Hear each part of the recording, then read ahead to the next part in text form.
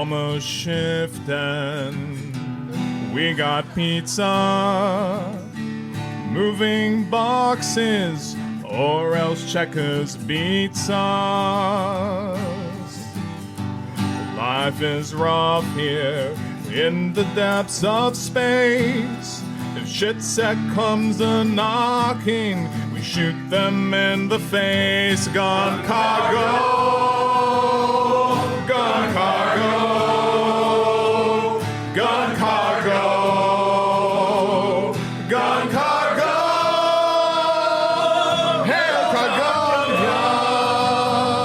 gun cargo, gun cargo, gun cargo. Alright, I got another verse. I hear a boy coming right in my instant, and it just asks me why I blew them all away. But I feel so great now with sovereign Cargonia. Every round we stand our ground. Gun cargo, gun cargo, gun cargo, gun cargo. Hail Cargonia, gun cargo, gun cargo, gun cargo, gun cargo, gun cargo, gun cargo, gun cargo. Hail Cargonia, gun cargo, gun cargo, gun cargo, gun cargo, gun cargo,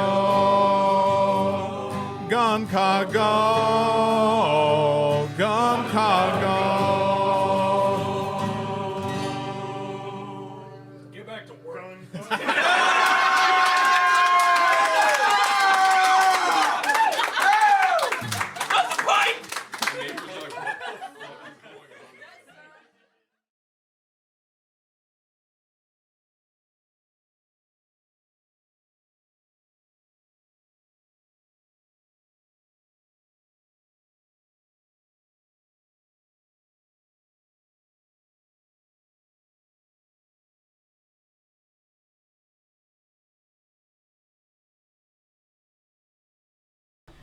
Okay, it would help if I actually did that.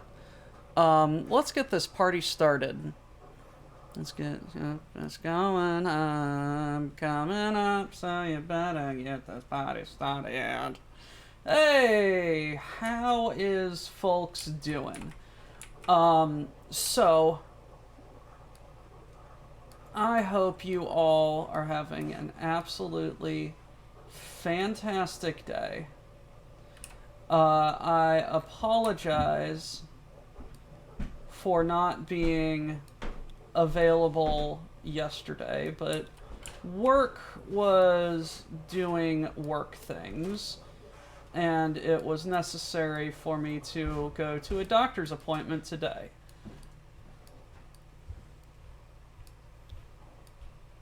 So you may all be wondering, what the hell is going on here?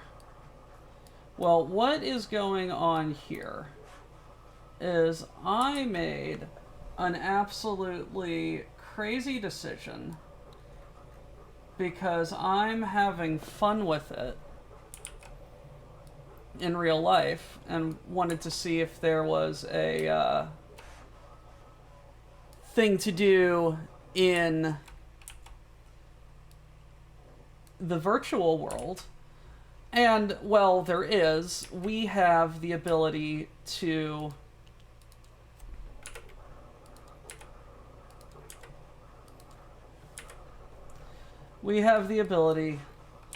create the Alpha Strike ACES.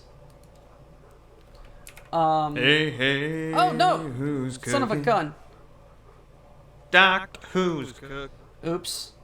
What freaking hot key is that? Holy shit.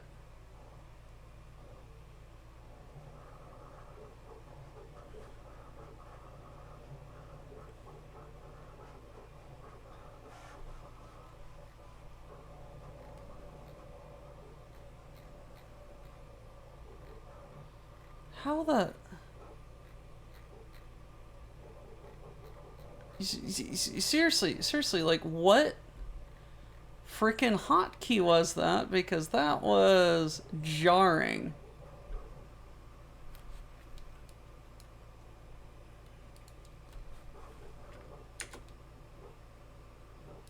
Yeah.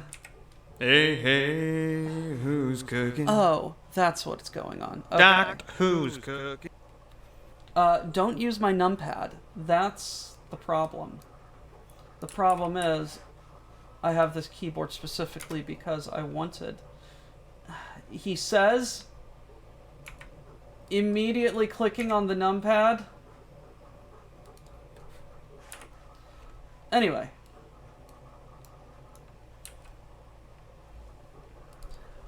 What is ACES? What is Scouring Sands?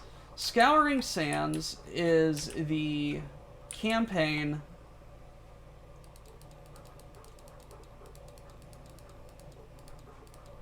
that takes place on Appalachia in the Ilkhan era. This is Catalyst trying to advance the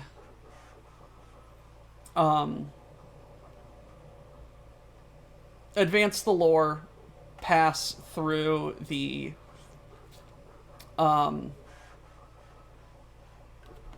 up into new era. So what I was going to do was I was going to get your guys' help to name some pilots, choose what we're going to do, and choose what mechs we're going to bring.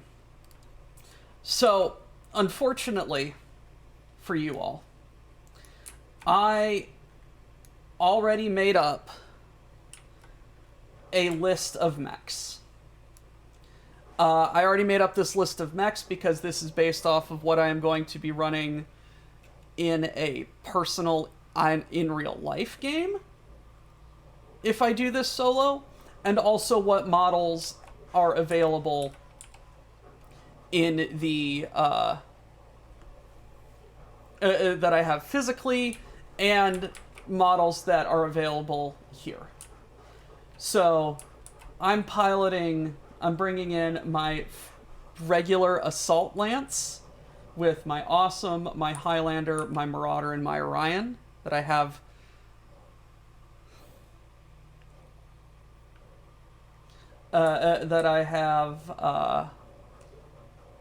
already painted up physically, and I have the physical cards for. The token is a Marauder 2C. That's because there isn't a model for a 2 in here, but it's alright.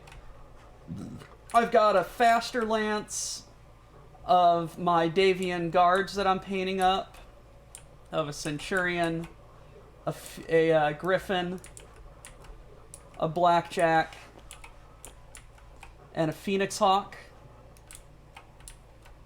And then some lights, because I wanted to. I've got a Raven, because it's funny. A Firestarter, because it's a bastard. And a Mad Cat, because they didn't have a Blood Asp. So what I'm going to do is I'm going to gather all of those up. Control Z.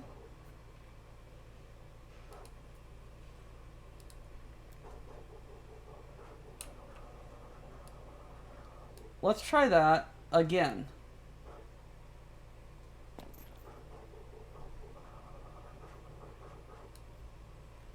There we go.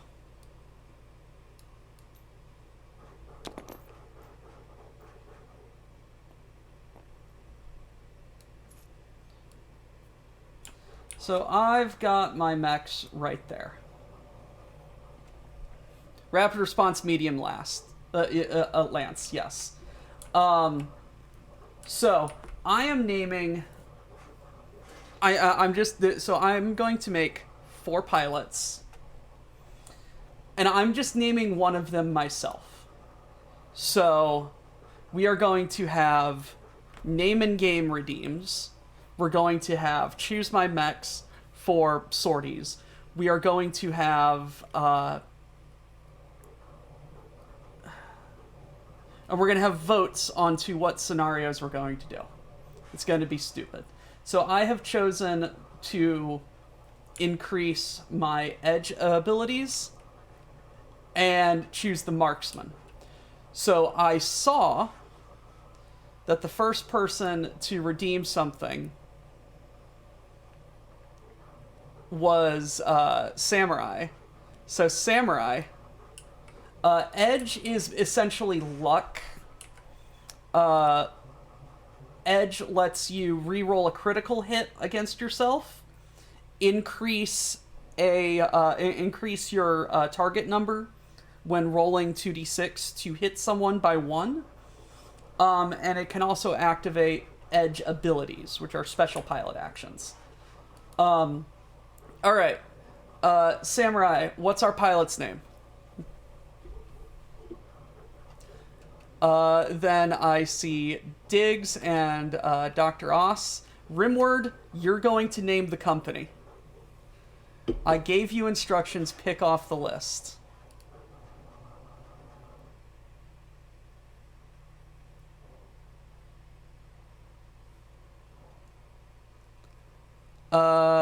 Okay.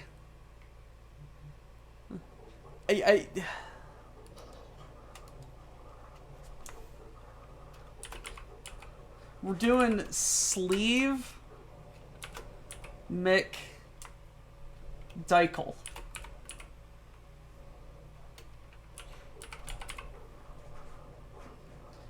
His call sign is Dick.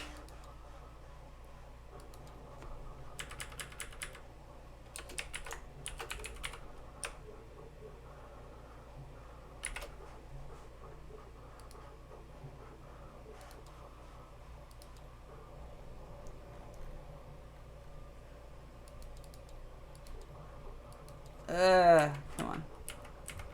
I can barely see this. Dick. So, you have 150... You have 150 SP. SP is essentially experience. I'm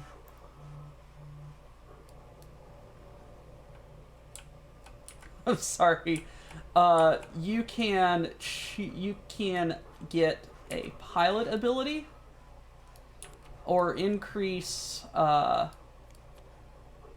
number of tokens you have to try and shoot better.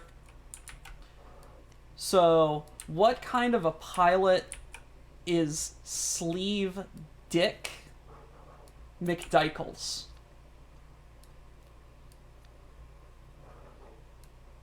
You just want stupid names. You just want stupid names? Alright. Deichels is going to just have tons of stupid luck, alright? So he's going to have 3 edge abilities, and I'm going to dump that into there. Alrighty. Next is... Digi. Digi, are we just naming him Digi, or do you have a pilot name you want me to?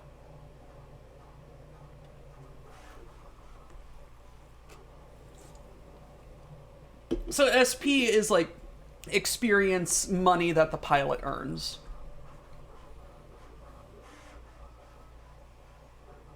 And then my 3D printer... Yeah, no, that's what I said. Oh, I didn't see Von Falkenstein. Yes. Okay.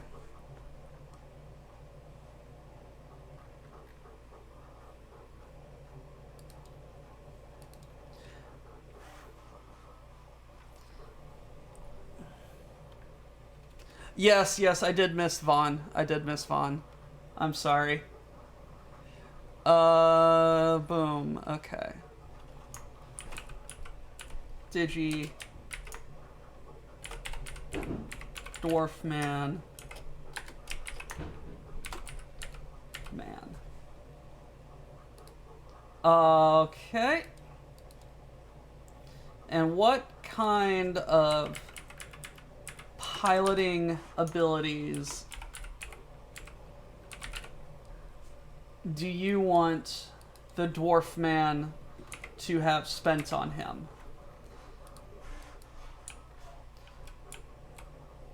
So I've got all of these abilities.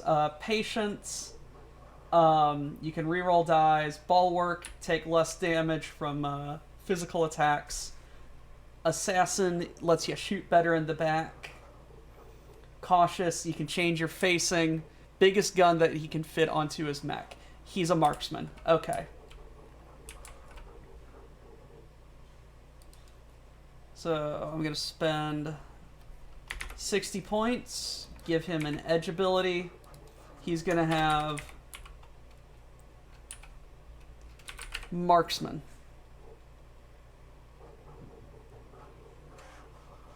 Digimon wants to fly. Digimon wants to DFA.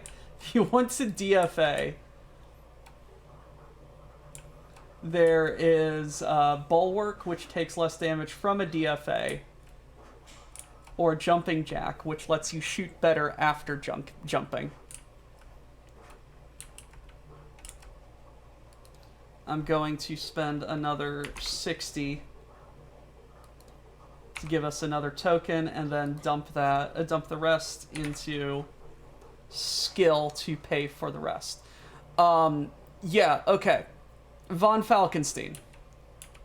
Sorry, chat went a little too...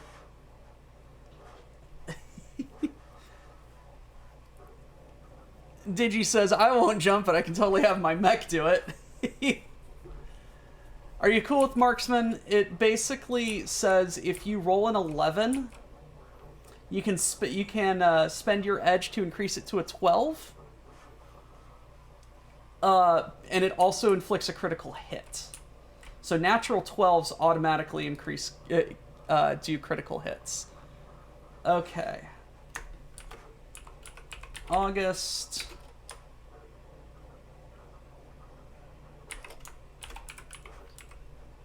Wolf's Rum.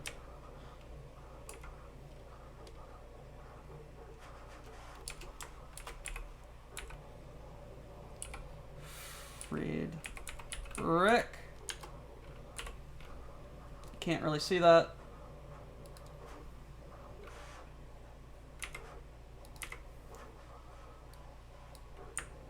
Control C.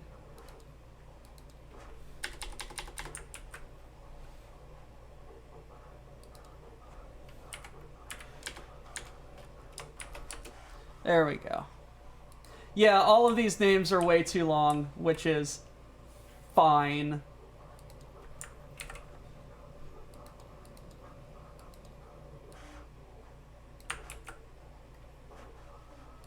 I'm just copying them onto the back of the pilot card. So these are actually like physical cards that can be written on, which is fun. Just put the call signs in. Alrighty.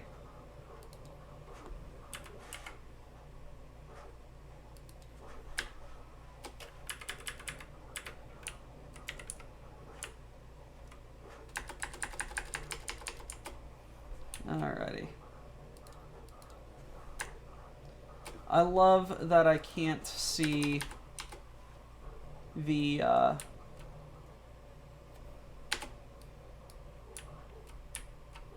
end of these things. So Von Falkenstein, Wolfsrum. What kind of a pilot is he? What does he do?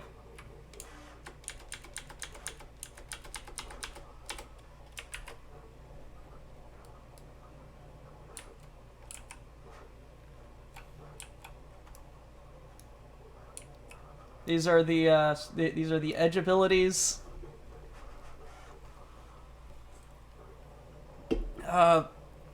More of a fire support.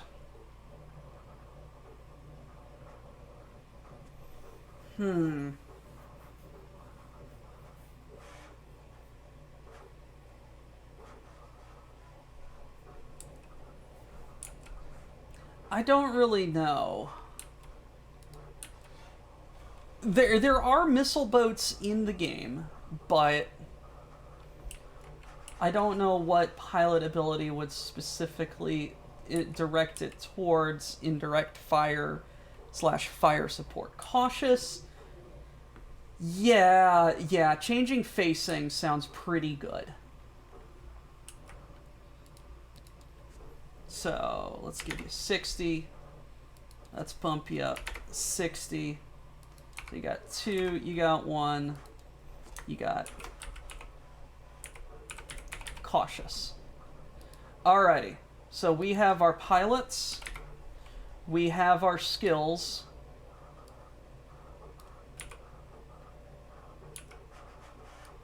How do I gather?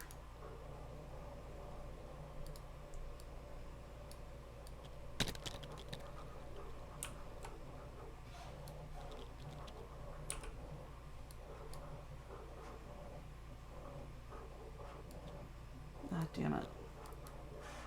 Alright. Pilot records. Pilot cards.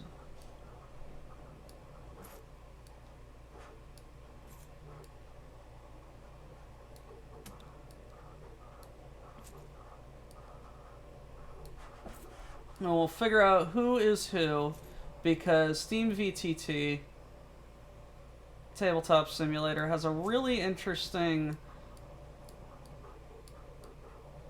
way of getting these between sorties.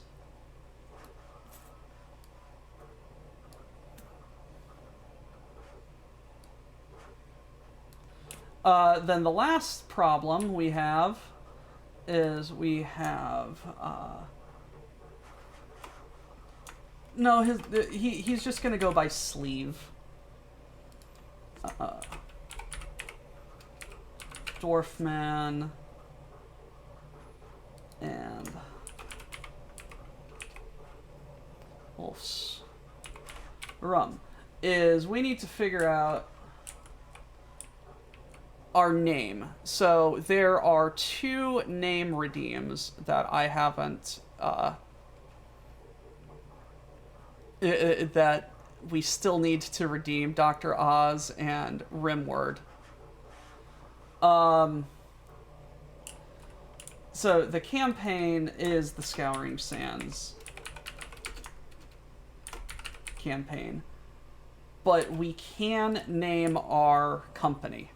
Rimward, you already gave me a name, so we need to we need to refund Dr. Oz. I'm sorry.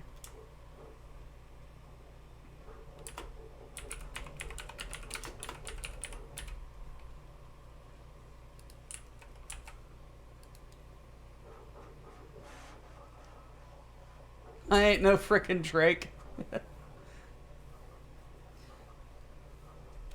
We are a mercenary force.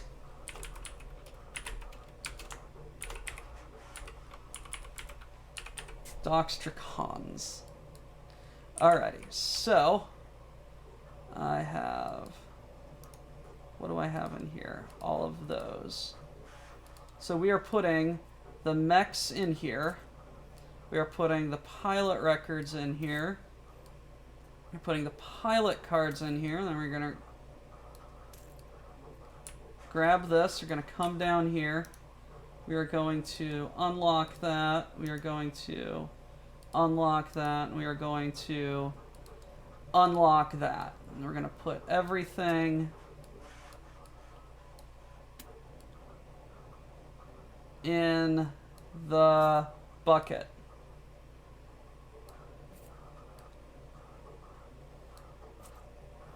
And then we are going to click on this. We are going to save the object into my custom objects. and this is WBPL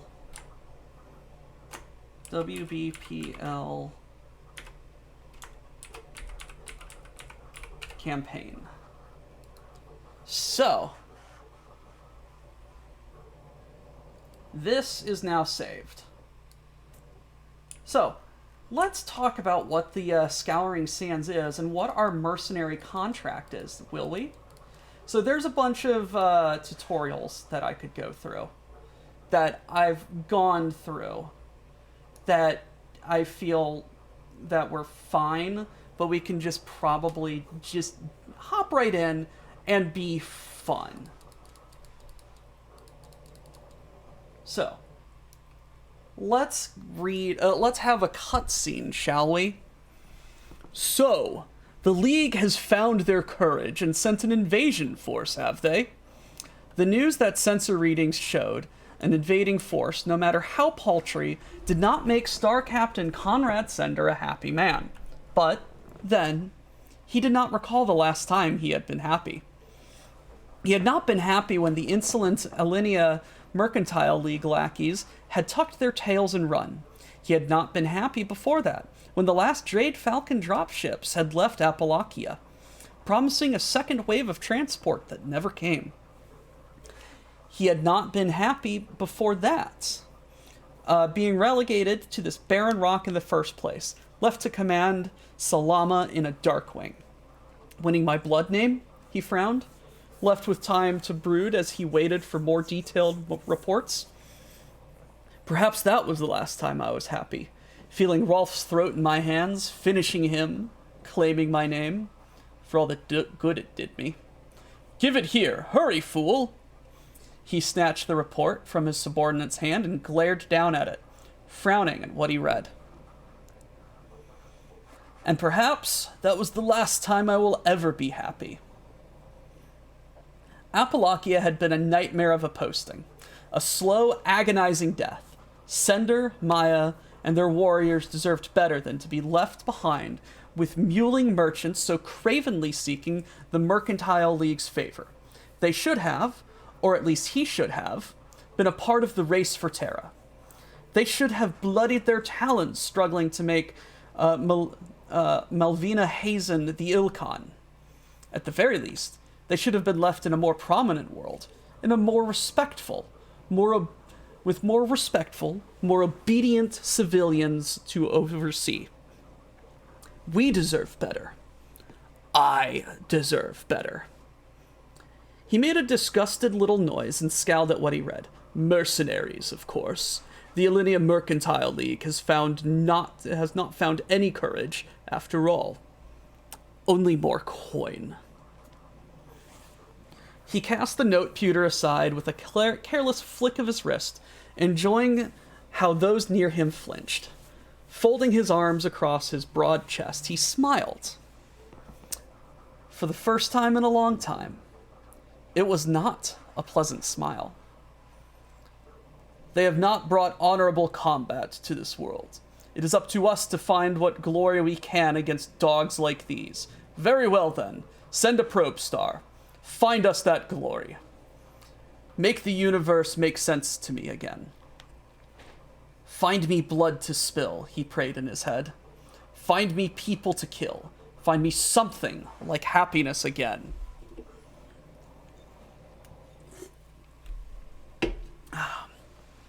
Contract. AG 71325. Employer. The Alinea Mercantile League. Location. Apalakia, the hinterlands. Primary terrain, desert. Length of action, type of action, invasion. Length of contract, 3 months. Star Captain Conrad Sender of the 18th Falcon Regular stands between Apalakia and the Alinea Mercantile League. The League has hired you to remove that barrier by any means necessary. Sender and his warriors are a skeleton crew fraying around the edges, frustrated at their abandonment and desperate to keep a stranglehold on this world, and it shows in their actions. Local Jade Falcons have treated their own merchants poorly, and the people of Apalakia even more so. They are overworked. They are overworking the local populace, pushing them to mine and manufacture at a grueling, untenable pace, and punishing them harshly for any failures, real or perceived. It is in the best interest of the Alinea Mercantile League to treat them better than that, and as such, yours. The safety of the civilians of Apalachia is of a paramount importance throughout this operation. Land your forces on Apalachia and seize the planet from Star Captain Conrad Sender by any means necessary. See the attached planetary survey on the following page for further details on this theater of operations. Apalachia. Recharge time, 177 hours. Position in system, third of 5. Time to jump point, 13.87 days. Satellites, 2. Surface gravity, 0.95 standard. Atmospheric pressure, standard. Equatorial temperature, 29 degrees Celsius. Surface water, 23%. So it's a little bit of a drier world. Recharge station is the Zenith, HPZ class.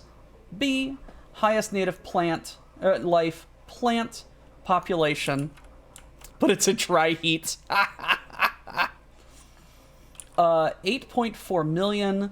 I have no idea what the socio-industrial levels are. That's probably for more in-depth campaigns that I don't know about. Land masses, capital city. Lemnos, Rhodes. Apalachia is a hot, dry world that was barely within acceptable parameters for terraforming efforts, according to the experts at the Department of Mega Engineering. What water it has was unfit for life aside from algae and microorganisms due to remarkably high salinity. The dome set out to change that, and change it they did.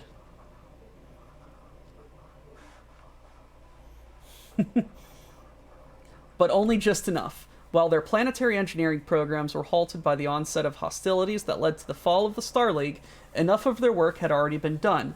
Temporary sun shields had protected the world well enough to moderate the harsh rays of their nearest star. Carefully chosen plant life had been imported to bolster the atmosphere. A complex water plant was manufactured, and massive commons had been redirected to deposit pure water, and for their impact point craters to begin engineering projects.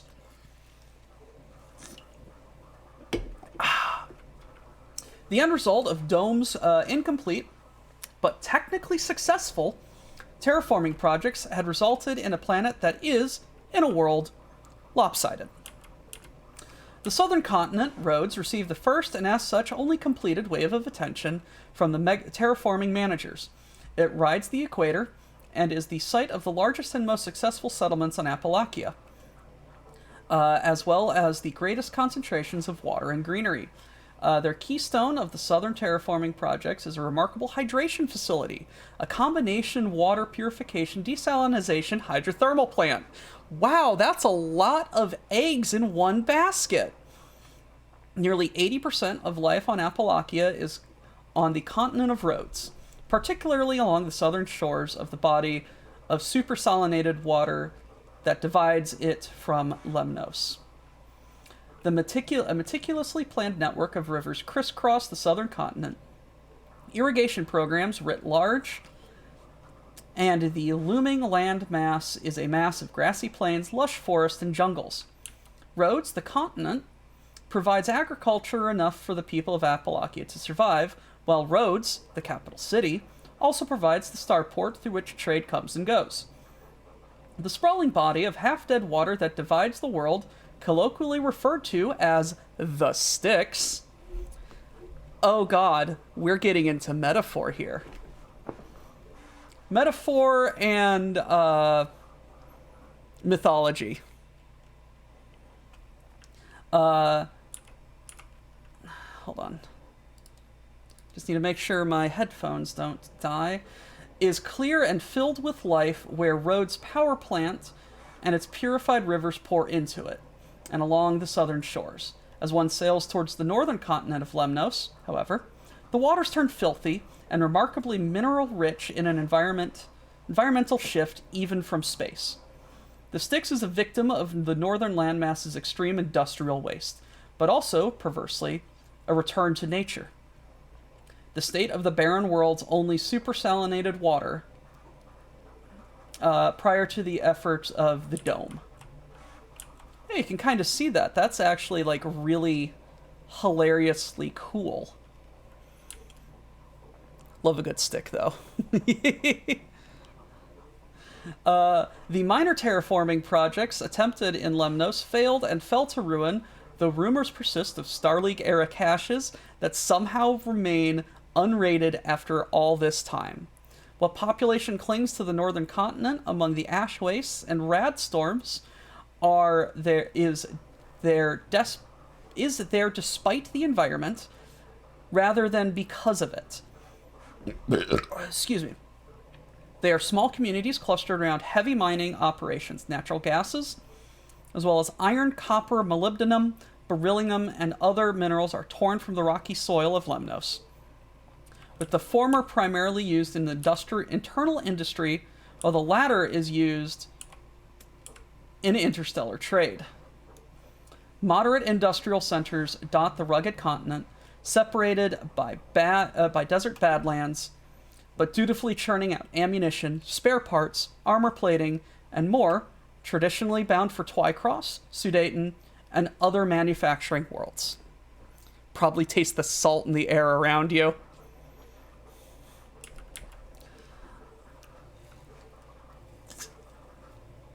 The northern Lemnians and the southern Rodidians have a give-and-take relationship, as the industry of the former provides the economic strength that allows Rhodians to live in their relative comfort and the lusher, greener Southlands. The agriculture and economy of Rhodes, meanwhile, provides the interstellar trade needed for Lemnian workers, while also literally feeding and clothing them. Some traditional enmity exists between these two groups, but is understood all too well how necessary the other demographic is.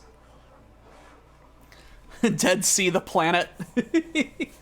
Some traditional... for the most part, theirs is a sibling rivalry, jabbing at one another, or complaining that they're being taken for granted, but ultimately loyal to, and proud of surviving on, their world. It probably has a sense. If they are known for anything, the people of Appalachia are renowned for their stubbornness, while they argue that a refusal to quit is a necessity for survival in their harsh world. Most of Appalachia's history has been relatively peaceful compared to the more heavily disputed and frankly more desirable worlds. The Appalachian militia primarily concerns itself with the sole exception the scattered raiders and desperate scavengers that risk the dunes and storms to occasionally attack Lemnian convoys. As such, the militia is composed primarily of light tanks and other fast-moving units, maintained and armed with their own limited industrial capabilities. They are ill-suited for larger military actions, as was shown in their most notable historical engagement when the Jade Falcon's Peregrine Galaxy invaded in 3050 and swept them aside in mere hours. So this is explaining the terrain.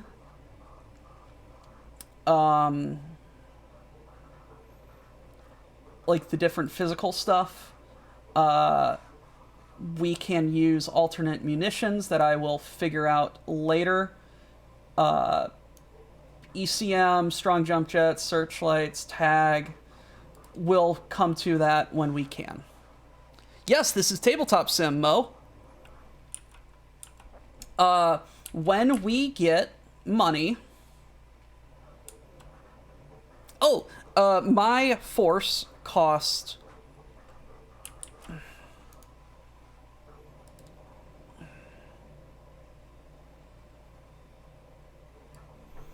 Okay. My force cost 397. So I have 3 SP left over converted into PV, or 3 PV left over, which converted into SP is 120, and I also have 400. So I have 520 SP to play with. Come on, get in there.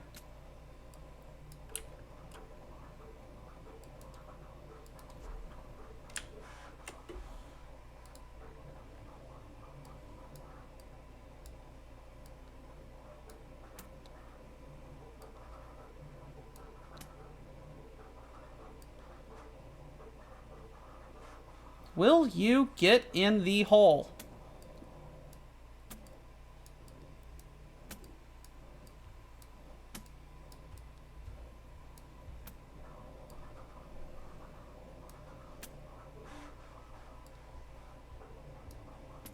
Come on, get in the hole.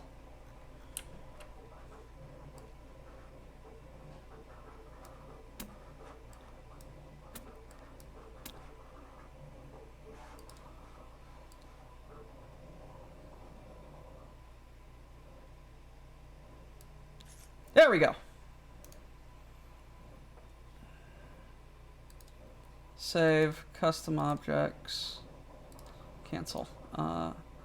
Save, custom, WBPL,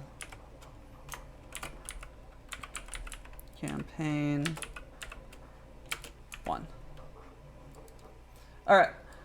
When we get money,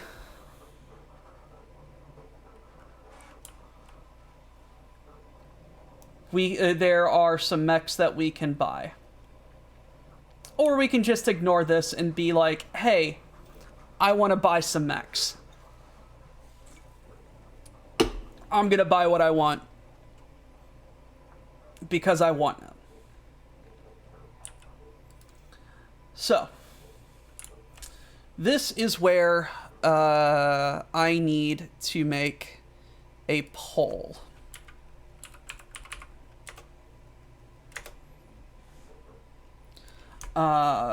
What is our first sortie?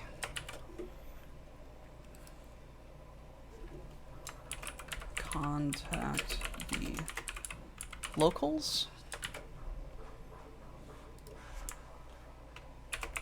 Build Fort Kick-Ass. Planners go home.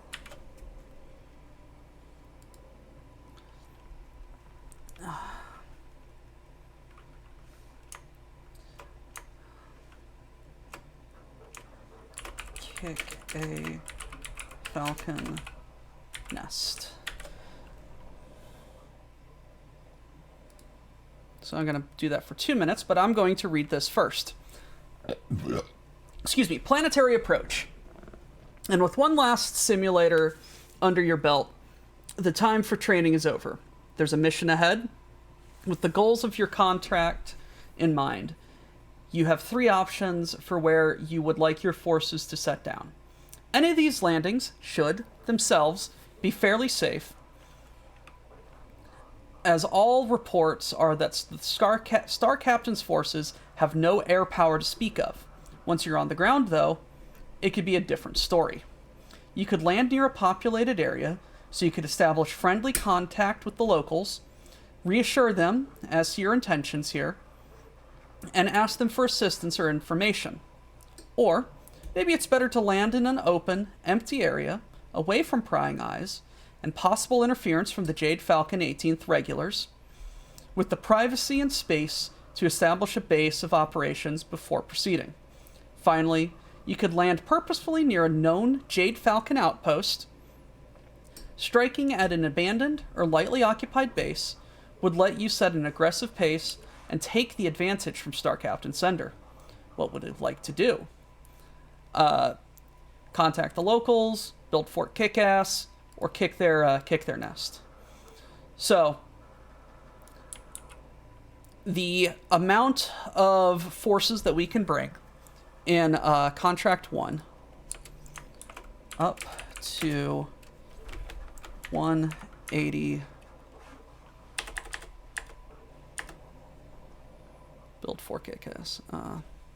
180 PV. Contract 2.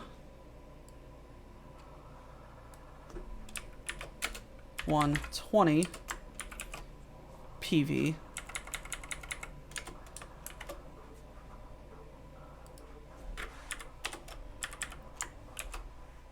Or contract 3. 240 PV. Ready, starting the poll.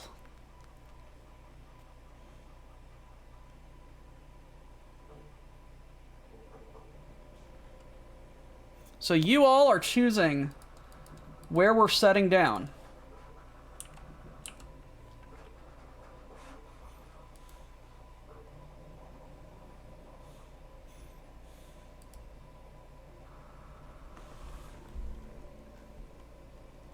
Ugh.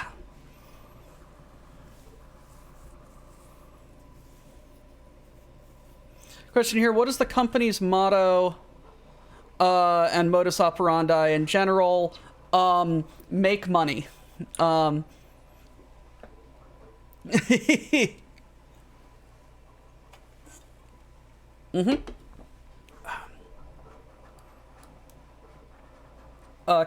go home, make money. Cargo mechs move freight.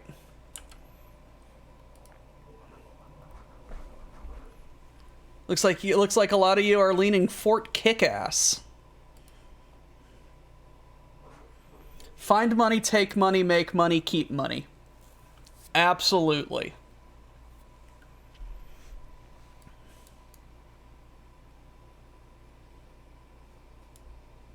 Don't die. Most important.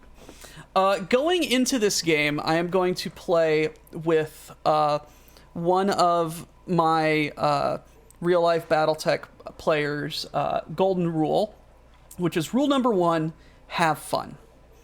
Rule number 2 is, in all other cases where the rules don't make sense, refer to rule 1, have fun.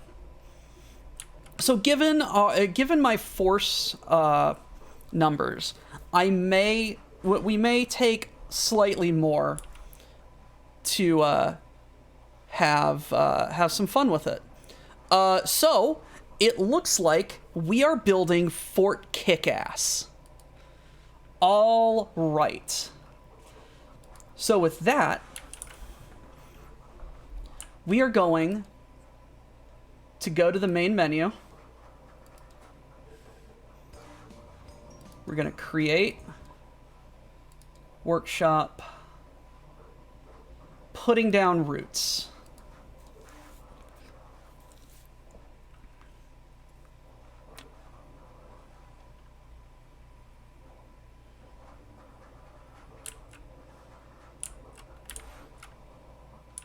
So I am over here going to objects, saved objects, custom objects, WBPL campaign 1.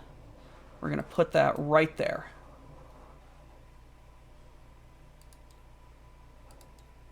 Resume. So we are going to search. We're going to pull out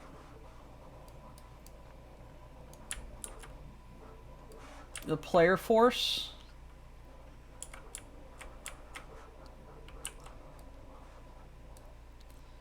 The campaign log.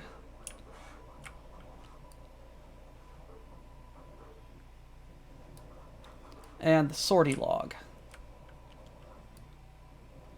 Also going to pull out the pilot cards, the pilot records, and my mechs. And the deck of cards. So I need to make sure that I don't lose this. So I'm putting it right there, and I am locking it in place, and I am going to scale it big. Yes, Dr. Oz needs to be refunded. So, pulling out our pilots.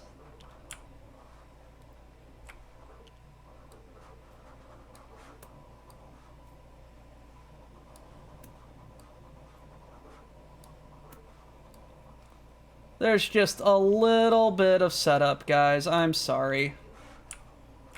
And if you hear a grinding noise in the background, that's because my 3D printer is making things.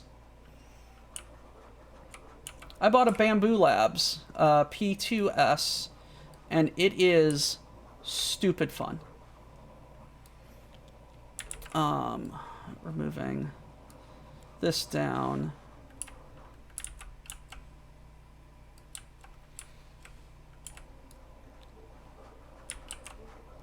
As Doc, and you are cautious. You are also a marksman, and you have nothing. So I'm just going to put those up there.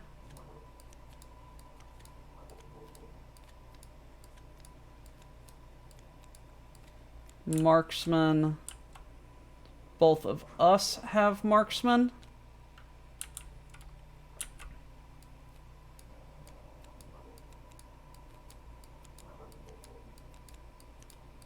Where is it? Right there. And you have that. So, we need to decide, what was it? 120 SP. Yes, or 120 PV. So, reconnaissance. Something we can do before this sortie begins is we can either put minefields out, or we can put a turret on a building.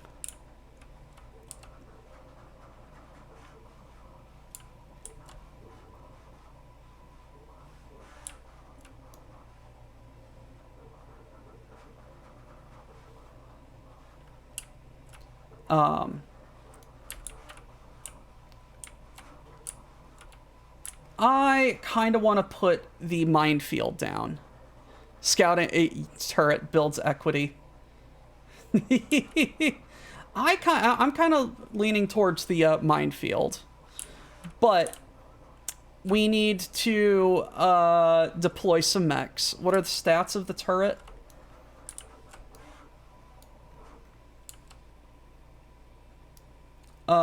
Read waypoint 2Z.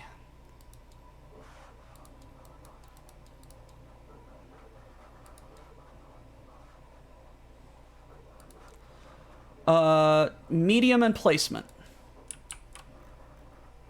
So medium and placement, I believe, can only fire in one direction and would have 1 damage at every length.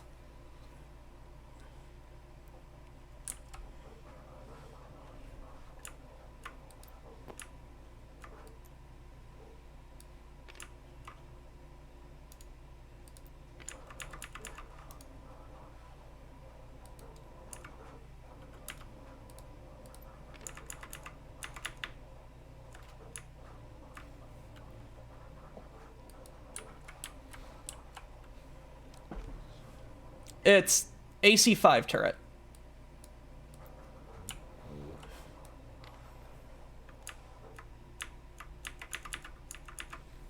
Why is it not getting bigger?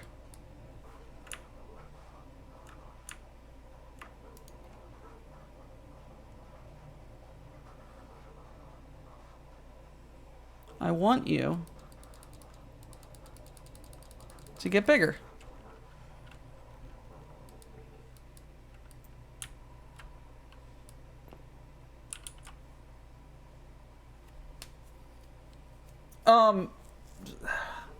So it has a construction factor of 4, which is basically its HP.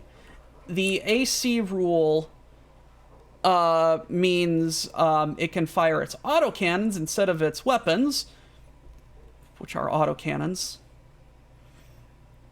And immobile, so it can't move.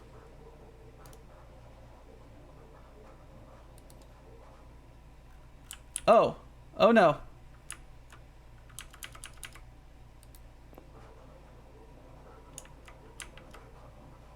Ah.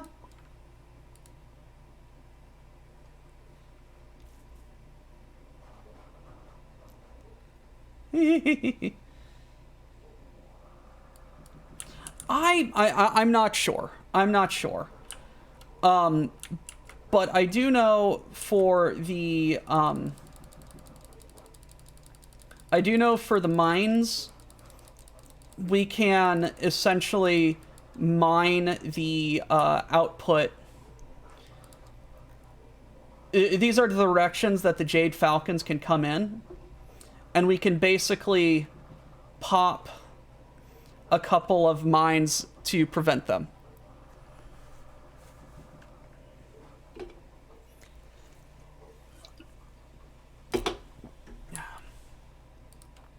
Take the mines. Take the mines.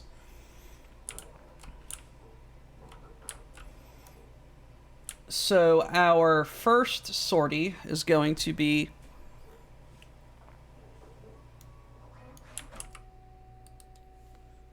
aha, my print is done.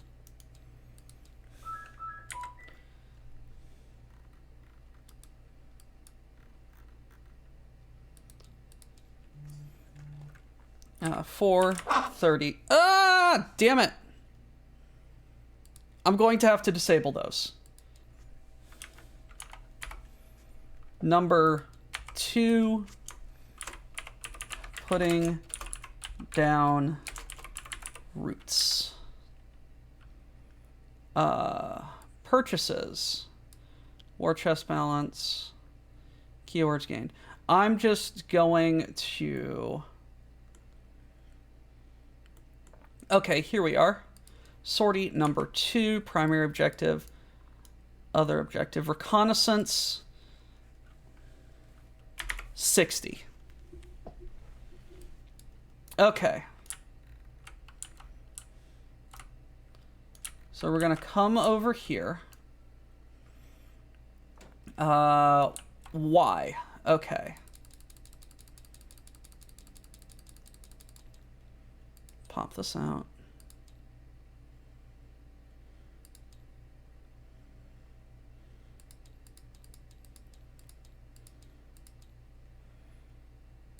Why? You seed minefields around some of the perimeter areas along the more commonly used approaches to your base. Take waypoints A, B, and C and place each one face up on a different enemy entrance around the edge of the map. These waypoints are triggered when an enemy unit enters the map from that point. A, B, C.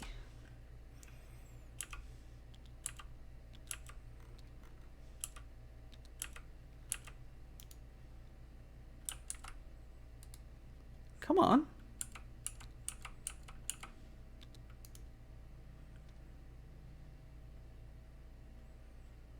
Okay, can I scale you up? Yes, I can.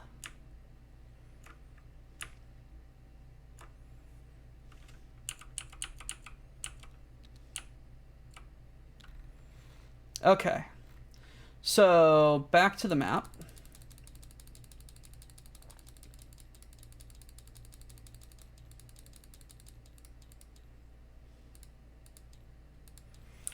All right.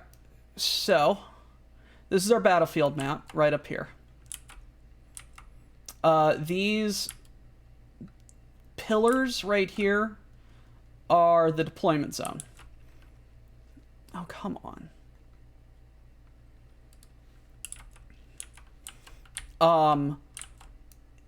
This direction is north. And so clockwise around the map, deployment zone 1, 2, 3, 4, 5, and 6 for the enemies. We can take these waypoints and put one per deployment zone.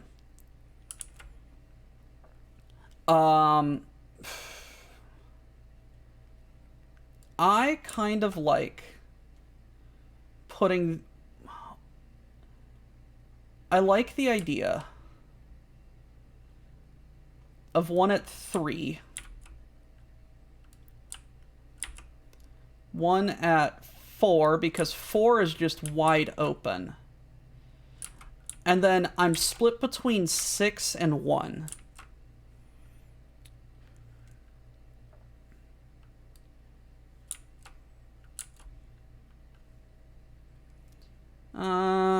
Six, yes. All right. Now, we need to choose 120 SP of our own forces.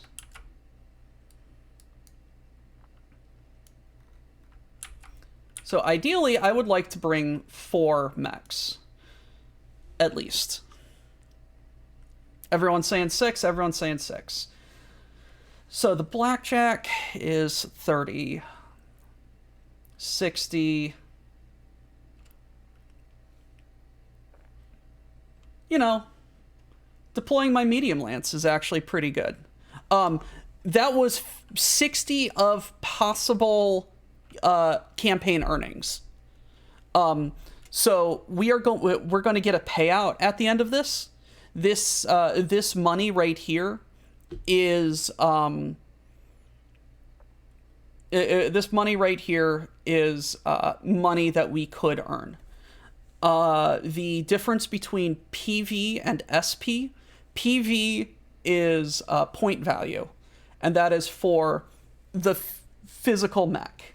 That is your mech. SP is supply points, which is money that can be converted into PV.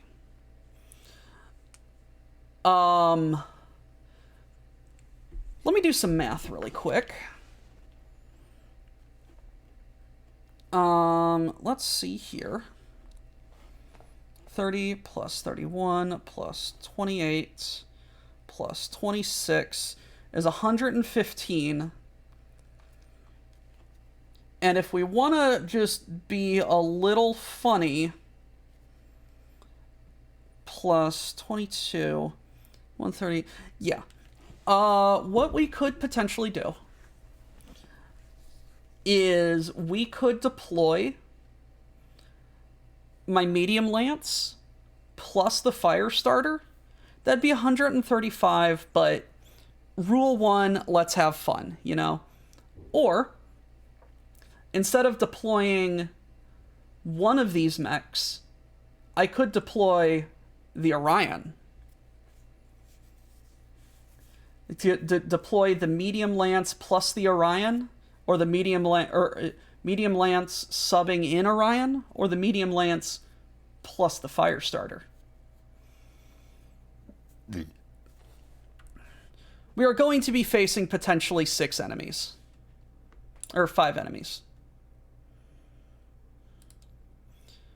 4. It's 4 versus, yeah. The Orion. You want to run the Orion? Okay. Orion instead of what? So, the medium lance is 115. The medium lance is 115 point value.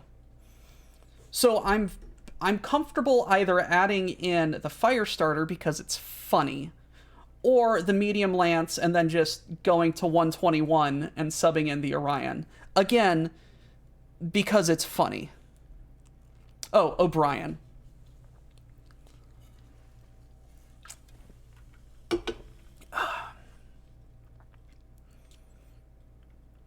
I like that.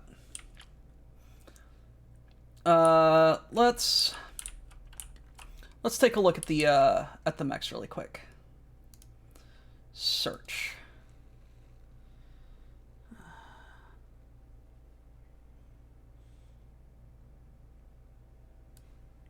Firestarter.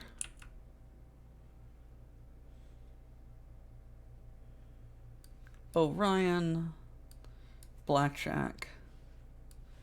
Griffin. Centurion. So the Phoenix Hawk has short and medium with 4 armor and structure and 12 jump. The Griffin has 5 and 5, 1, 2, 2, 10 jump. Centurion can't jump, has 12-inch move, only 2 structure, 5 armor, 2, 2, 2 across the board. The Orion has an 8-inch move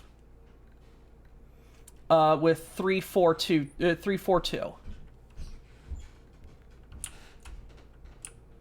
And then the Blackjack. 8-inch jumps. 3, 3, 2.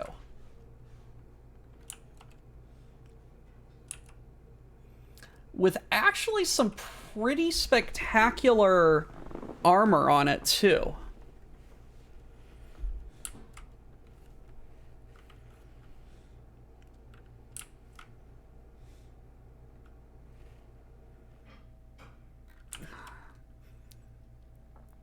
You know, I think for mobility's sake,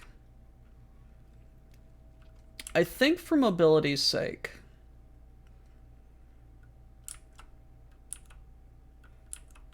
really like the 12 jump on that.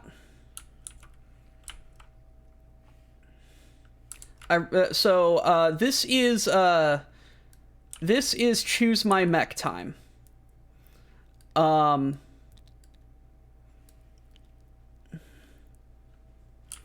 Yeah, I think we're just gonna put the Centurion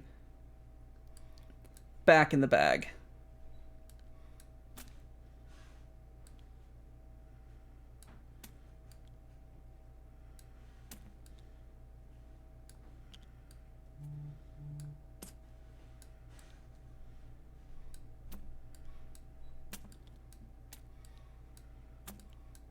Get in there.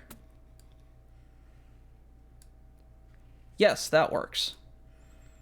So now we need the Griffin, the Orion, the Phoenix Hawk, and the Blackjack.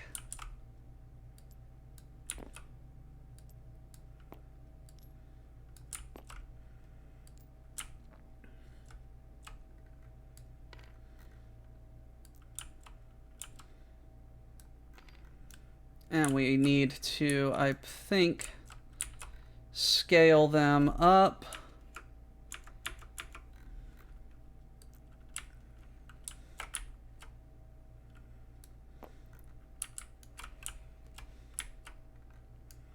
Just a little bit.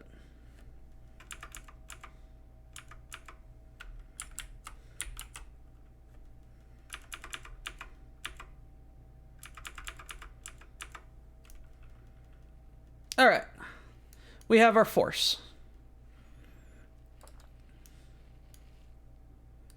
I'm going to put the cards over here.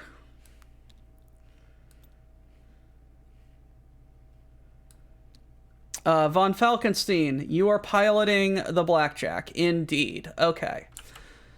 So we need tokens. Yeah, there's a lot of setup. I'm sorry, folks. Waypoint J. So we need F, G, H, and I. F, G, H, I. I have no idea which one is which.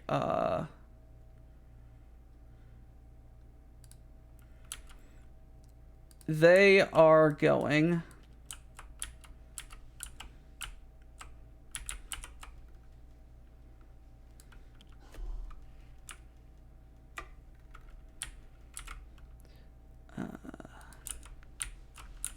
One is going here. One is going here. One is going here. And the other here. Now we put ourselves in here. So I'm going to take this blackjack. I'm going to rotate him around.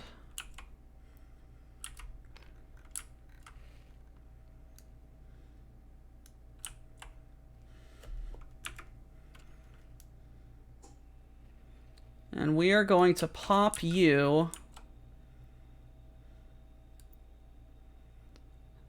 I'm going to say right here. I'm going to take this Phoenix Hawk.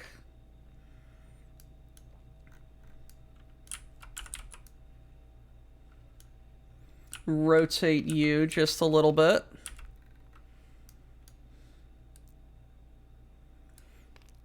Let's get some music going really quick.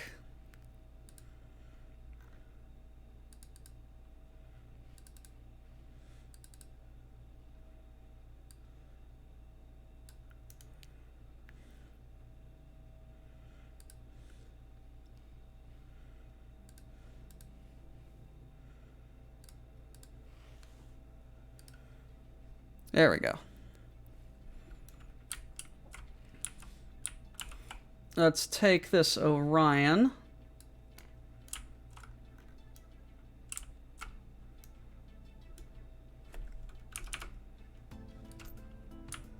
And put it down here. Because he can't move as fast. And then we're going to take the Griffin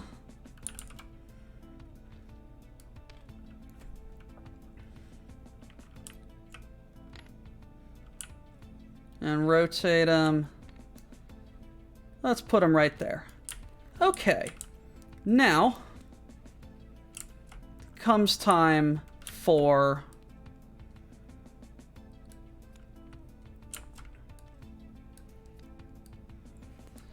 the automated person. Actually, hold on.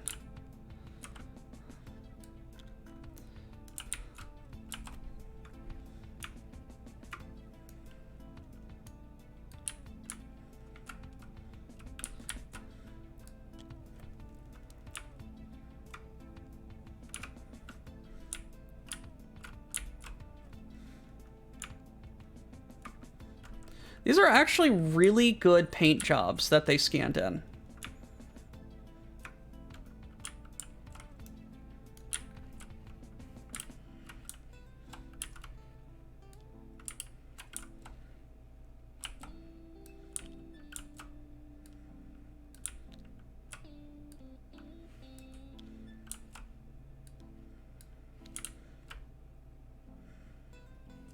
Okay.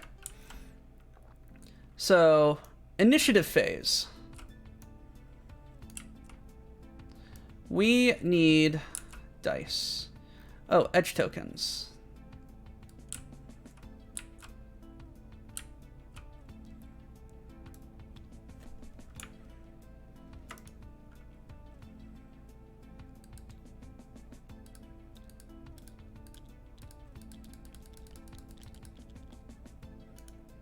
All right.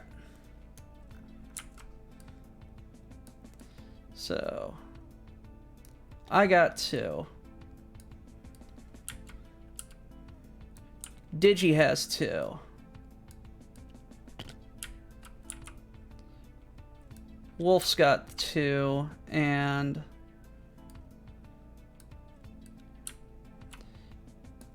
Dick's got 3.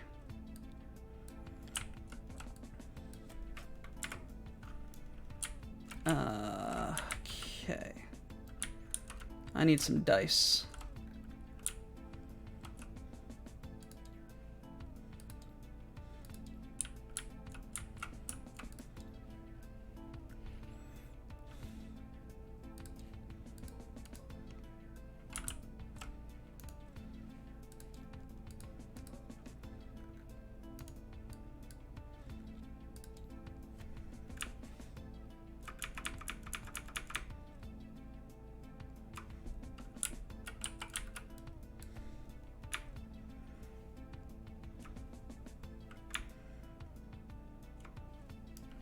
Alrighty, so I'm gonna roll.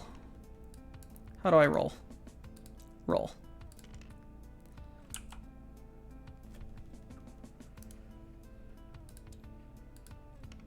Roll flat. Okay, let's just do that again. Roll. Come on. You can do better than... Okay. Alright, fine. 7. Versus the Jade Falcons, 5. All right. So we won initiative, and we are evenly matched. So the Jade Falcons go first on their automated turn list. So I'm going to take this down a little bit, and we're just going to see what each of these decks says. So technically, these hover tanks have the same deck. So that's how I'm going to treat them. Because physically, I only have one deck. And the rules say they share the hover deck. So that's what I'm going to do. So our primary objective is to prevent the enemy units from revealing our 4 waypoints. Our secondary objective is to shut down at least 2 of them. After 6 turns, the game ends. And something happens on number 4.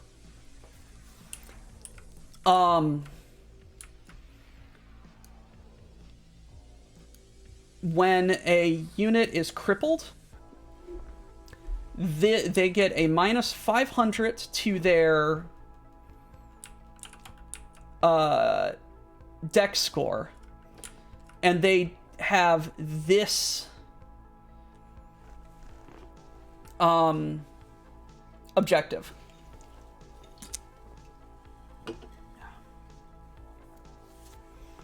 So let's take a look at our let's take a look at our Mech Warrior. Initiative phase. Assign the move last token to our unit with the most short range damage and the most move value. So move last. This is a token that just modifies the timing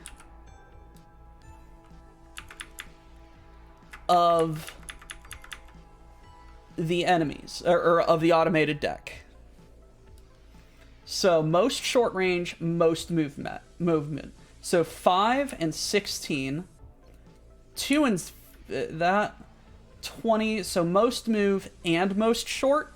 Yeah, it's going to be the Locust. So the Locust is going to move last. So these silly Jade Falcons rolled poorly on their initiative. So we have the initiative. What that means is on our next roll, we have a -2 to our roll. So what I'm going to do is I'm going to roll that.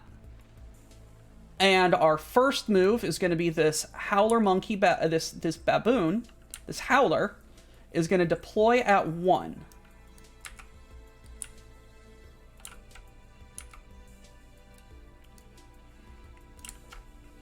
So roughly here,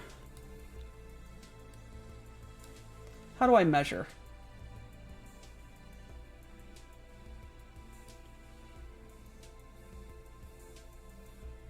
Oh, that's why this is so funny, because this entire grid is in, like... I don't know. Anyway. So, he's going to deploy here.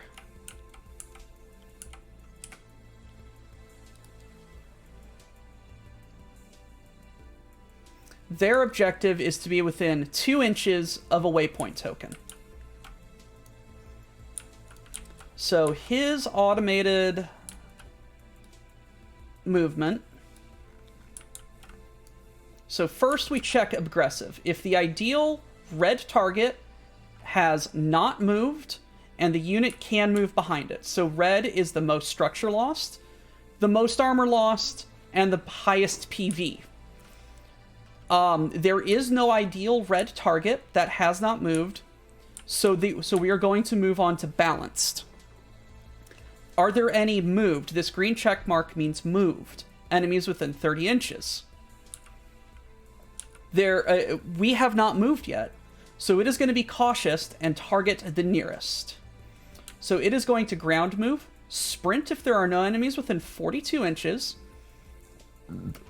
If sprinting, no line of sight against all enemies. He wants to be 16 inches from the target. And that little brackets means maintain spacing, so he wants to be 18 inches from his nearest target. Cover against the highest amount of enemies, and in the highest enemies, in the lowest enemy's line of sight, and occupy woods. So those arrows, meaning the highest number of and the lowest number of. So this guy can move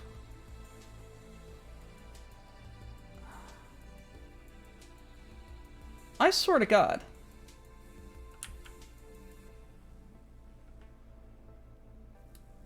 I think this table is twice as big as it needs to be. Yes, this table is twice as big as it needs to be. All distances are doubled. It is a logic puzzle, yes.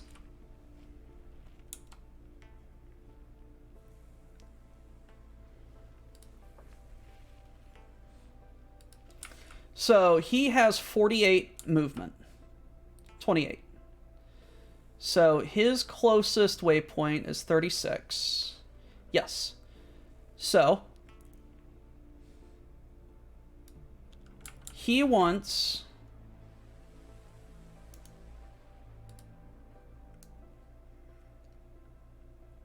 to be 18 inches from a target in cover versus the most amount of enemies, in the least enemies line of sight, and occupy woods. But he also wants to overlap with an objective. If enemies also want to overlap with the objective in line of sight of the objective, and he wants to get closer to the objective. So, what I think he is going to do is, because no matter where he goes, 48 inches, he's going to be within line of sight. Or 28. He can have cover here, but it also says he wants to occupy woods.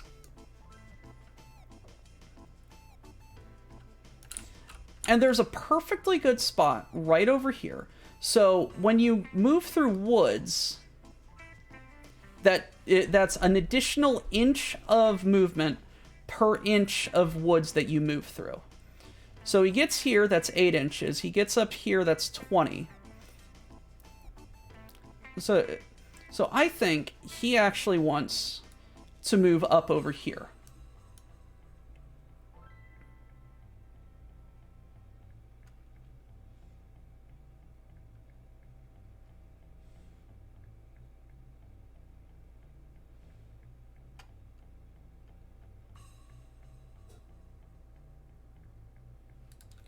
So it's like he wants to go up over there.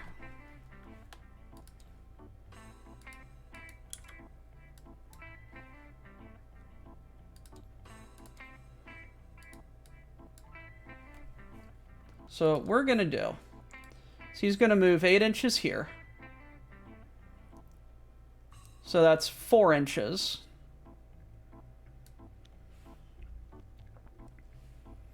And then that's going to be 12 inches, which is 6. So 12. So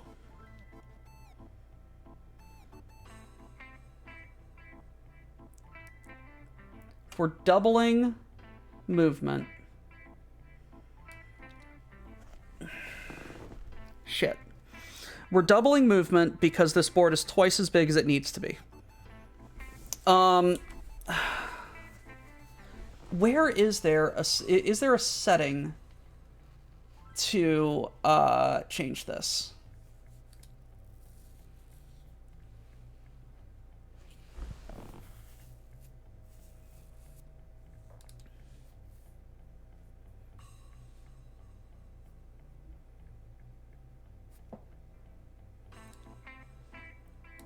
He has 24 inches of movement. 8. So he has 16 left. But he's running through woods, so that's halving his movement, so he can only move 8. So he's going to be right about there, and I think he's going to rotate right about there. Yeah, he's going to be about right there. Then we're going to flip.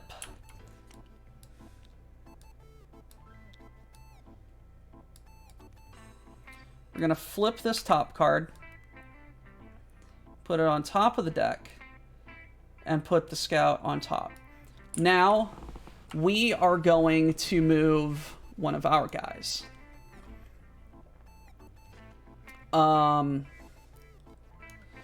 So, I think this Griffin has a move of 10 jumping, so that's 20 jumping. So it can move 20 on the ground or 20 in the air. I think he's going to turn around and he's going to go... Why can't I not measure? He's going to go 5.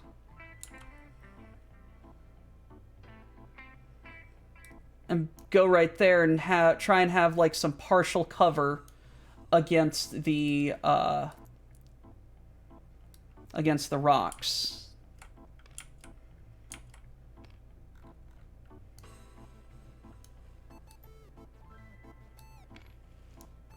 That's going to be partial cover for... No, he's not going to have any partial cover.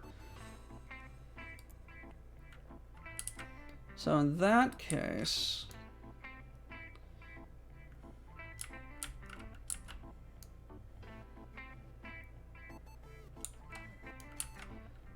I think... no, jump, 10 inches jump, which is 20 inches jump.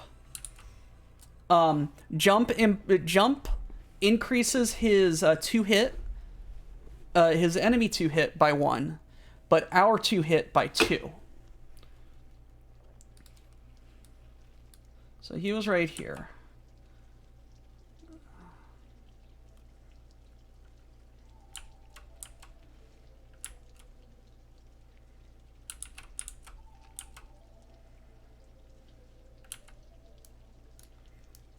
I think it might just be a good idea to hop right here. That's going to give him some partial cover. Yeah, that will be partial cover for both of them. Yes, okay, that's going to be our move. What I'm going to do is I'm going to tap the Howler, tap the Griffin. Next move is going to be one of the fulcrums. So roll 3. 1, 2, 3.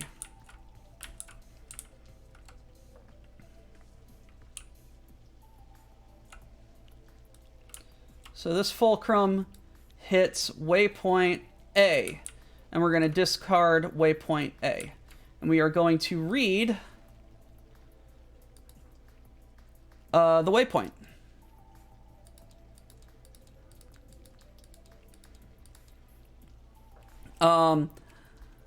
A blast on the horizon tells you that your enemy has found the minefield.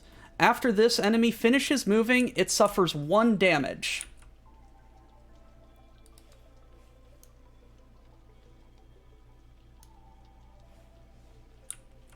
So we are going to put 1 damage on that. So you have an ideal target is no. Ideal no, so cautious. You're going to ground move, no line of sight against all enemies, 18 inches from a target, intervening woods. You are a hover tank. So I do not believe you can actually get into woods.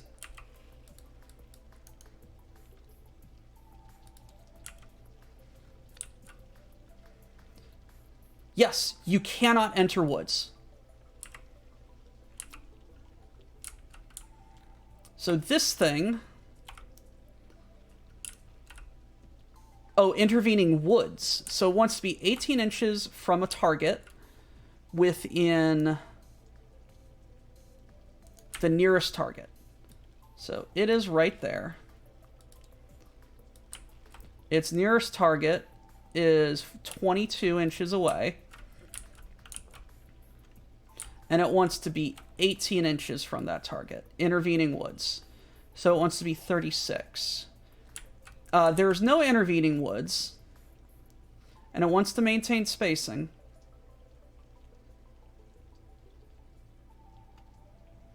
And it has 40 inches of movement. But it also wants to get close to the thing.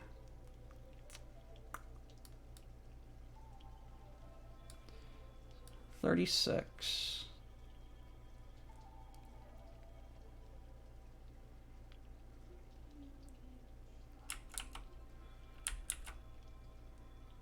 I think this tank is just going to move up to here. Because that's about everything it can do. And now, what's really fun is that every hit against a vehicle requires a critical hit check. So we're going to roll these 2 die. 6. So vehicle critical hit. 6. Weapon hit.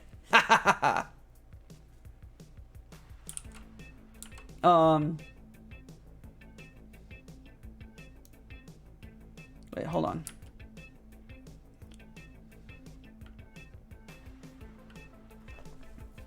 No, motive systems. I think.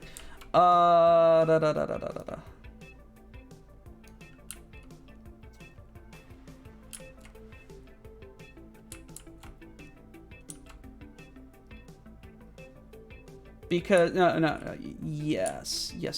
Okay, so criticals are different than that. So we need to roll on the motive. So hover or wield movement adds +1. So we rolled what?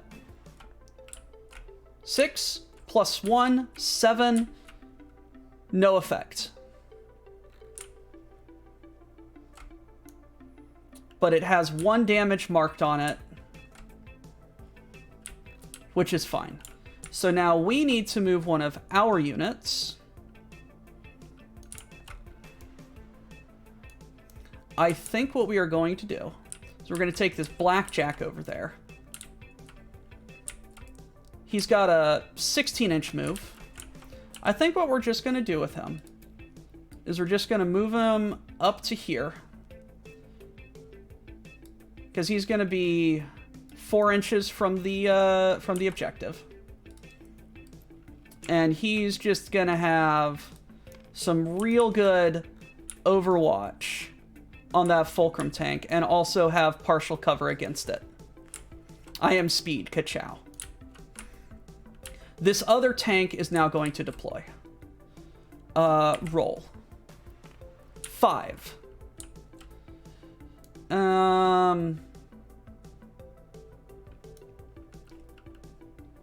I am declaring 4 because I think it's going to be funnier. 4 is up here in the middle. Mostly because I just want to use all of the minefields because I think it's funny. So we're going to discard waypoint C. I'm referring to rule 1. It should have jumped, yes. It ought to have, yes, but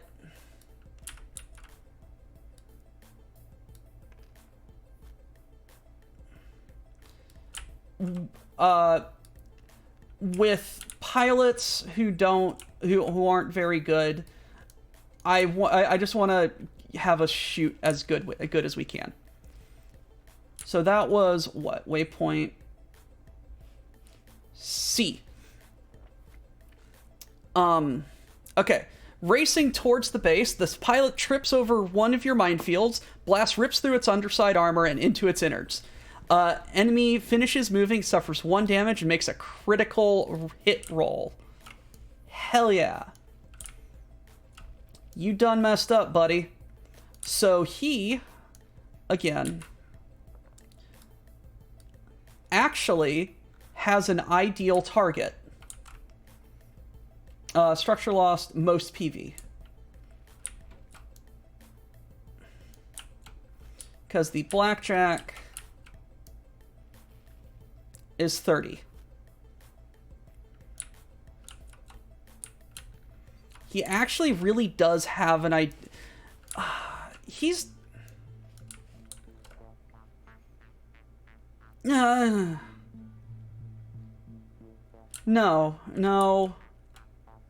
Yes, no. And can move behind it?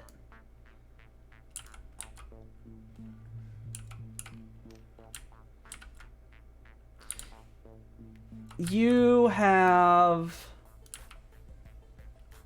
40 inches of move.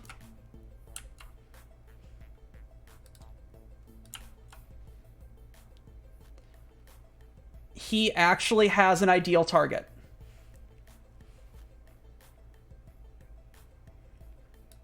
Because he can get behind. So what behind means is that anything behind this line, this blackjack can't shoot at.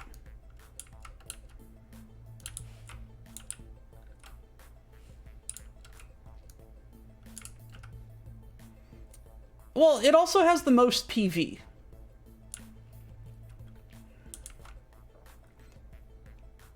Okay.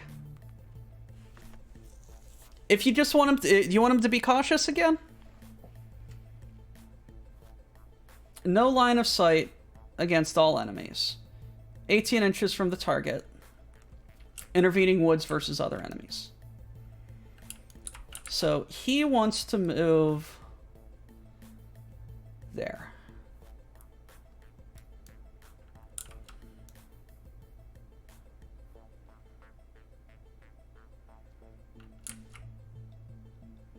Yeah, so then in that case, he's going to move up around here.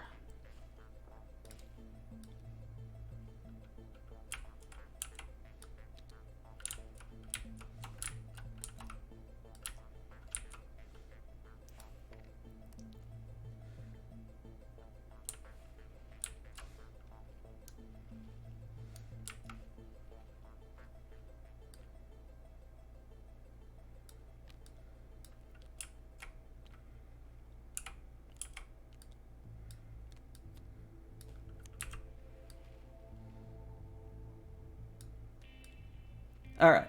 So now he takes a damage, and we are going to roll a critical hit. 6. Vehicle critical hit. 6. Weapon hit.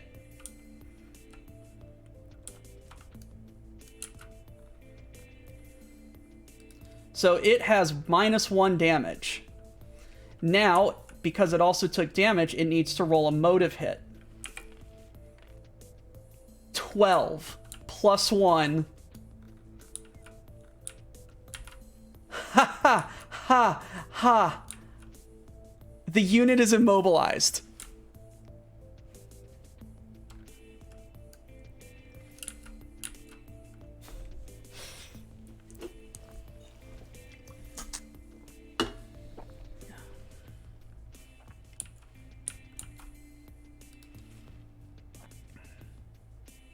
Suffers 1 damage and makes a critical hit.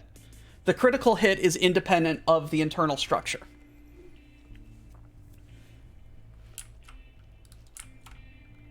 So this thing is immobile.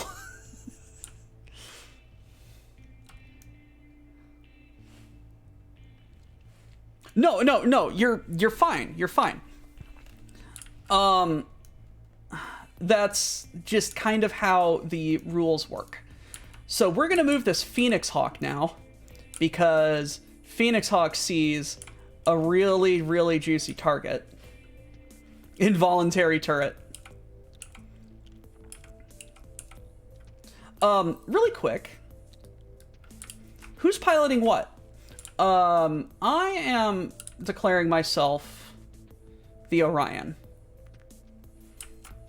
Why? Because you can't make me say... You can't tell me otherwise. It's my mech. I painted it.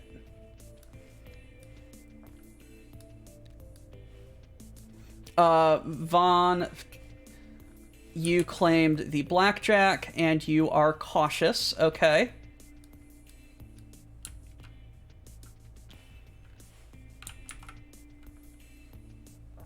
Digi wants to shoot a lot, so I think you are going to be the Griffin. And then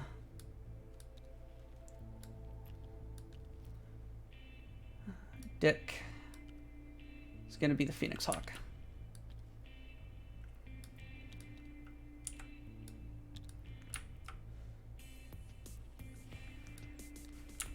All right. Phoenix Hawk has 12-inch jumps, so that's 24 on this map. So that can get pretty much anywhere over here. You have a lot more medium and short, and the Fulcrum, this one, only has 1 damage at long. Long range is considered...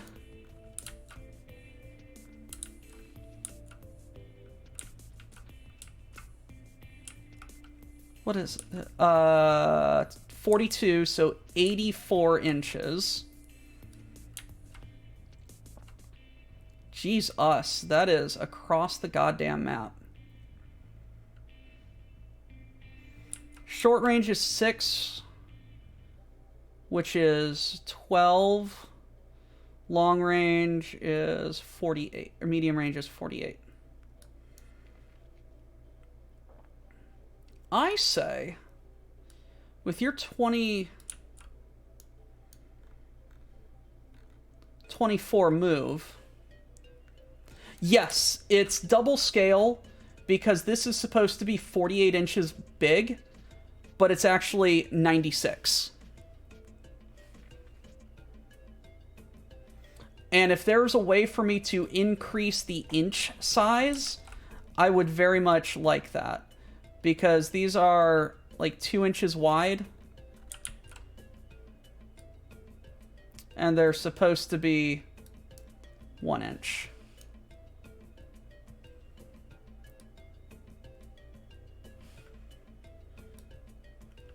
Yes, that tank has -1 damage. So I think you are going to try and get behind this rock for partial cover.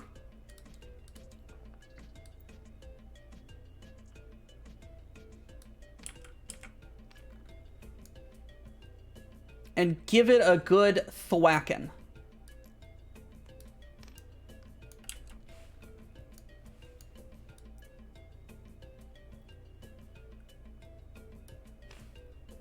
Good old rock. Nothing beats rock.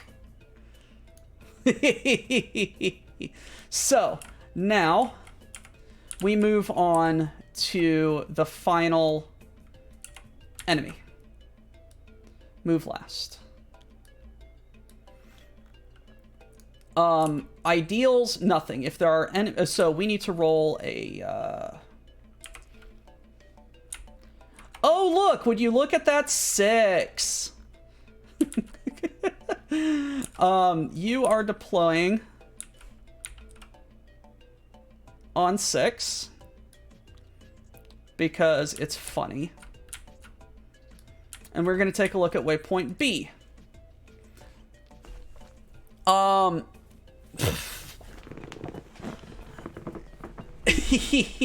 A spray of sand marks the detonation of a mine, but the glancing blow only seems to deter the enemy for a brief moment.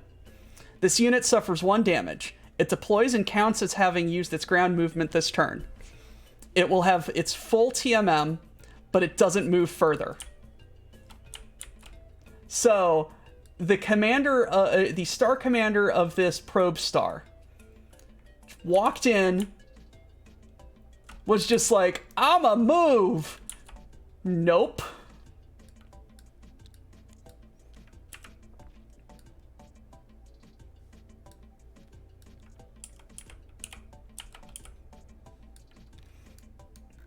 And we are putting 1 armor on it. Okay. Now, it's the Orion. The Orion, it has 16 inches movement. So what I think I want to do,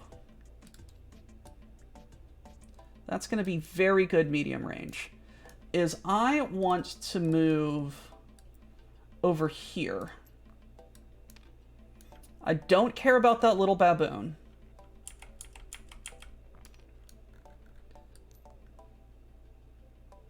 Is I want to get right there for partial cover and shoot that frickin' locust. So now we're going to take a look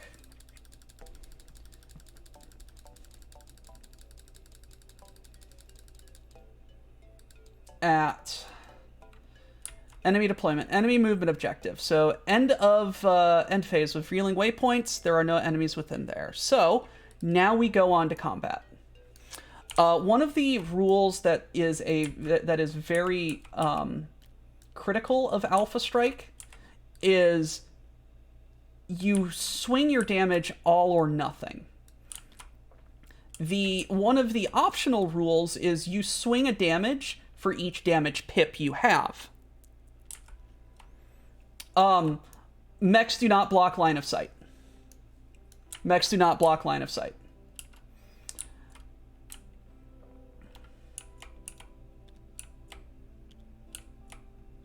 So, what I mean by that, so the Orion has 4 damage at medium range. So, what normally happens is you swing 1. You'd roll once, and then boom. If you either hit or you miss. Here, we are going to roll 4 times for 4 hits. Each one could potentially be a critical hit. So, we're going to start with the Jade Turkeys. Green Turkeys. So, he has the least orders. So he wants to target within 24, which is 48. So the Orion is the closest, and he is going to be firing out of woods, which I do believe is not a penalty. Hit a target rear. He can't. Attacked by ally this turn. No. Red command list, which is the highest PV. Yeah, okay. That is the highest PV. So he does that. So we need to determine the 2-hit number. So my Orion has a move target number of 1. The Baboon, the Howler, has a skill of 3.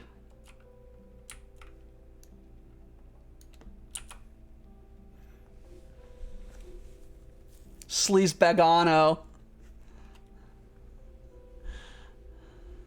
His actual surname, Sleazebagano. His distance is 20, so that's 10, which is medium, which is going to be +2. So 1 plus his skill is 4, plus range is 6, plus line of sight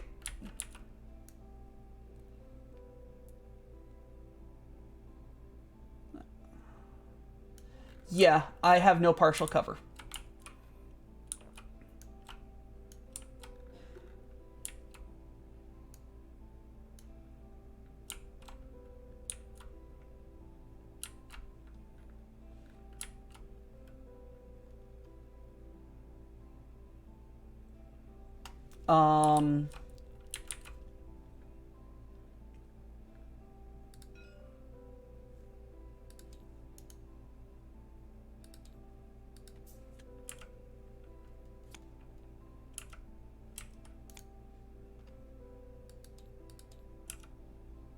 Okay.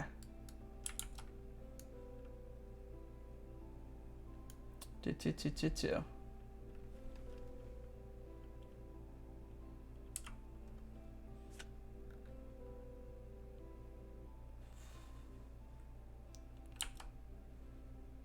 There's rules against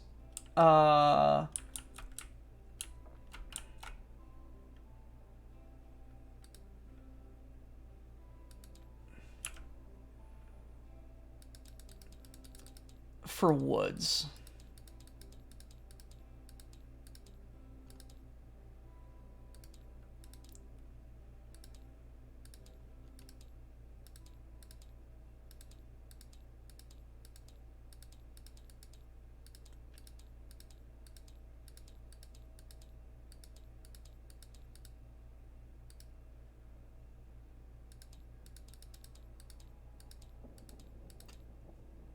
Just need to find it.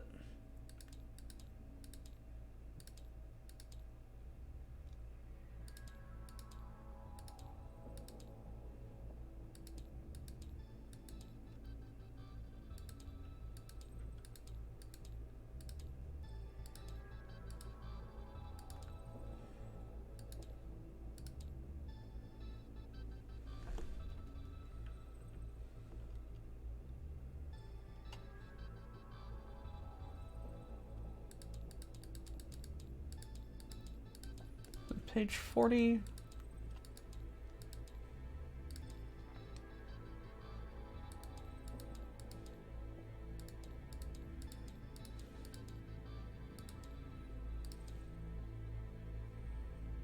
Okay, here we are, yes.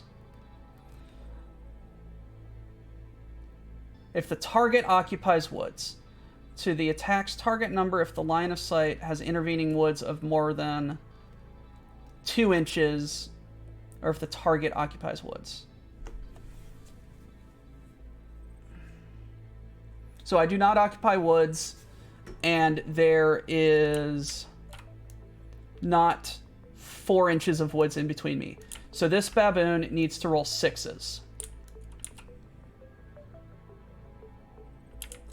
So roll O-matic. In an infinite bag, place a die on it, press a number, and it will roll that many dice. Rolling again or pressing X. Alright. How about I just get some more die, scale them up,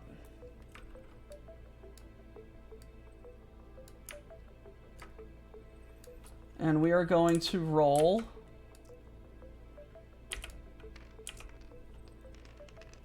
some hits. Damn it, I hate it when it does that. Roll. Alright. That is a 3 and a 6. So that is 1 hit on the Orion. Good job, Baboon. So, if the target number is 6 or less, an OV overheat value might let the unit hit the target structure, use up to 3 OV. OV is heat. The more heat, you can spend a heat to do some damage. That is not it, so it does not have any, and it did not have any, so we're just going to put everything back. Tap that. This tank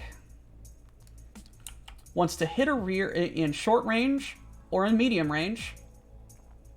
Hit the rear or hit the command list. So you definitely are going to fire against partial cover, so that's +1. So your target is 48. Good.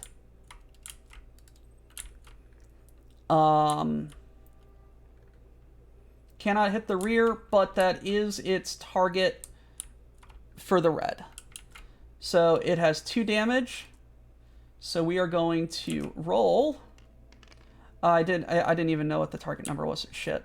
Doesn't really matter because skill of 3, range of 2, 5, 6, intervening terrain 7. Definitely rolled over that. Blackjack takes 2 hits.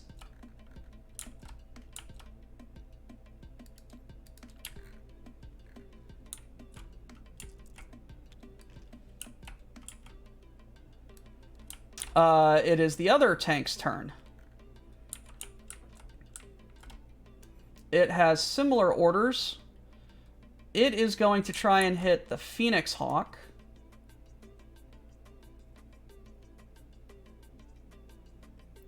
So it has skill of 3.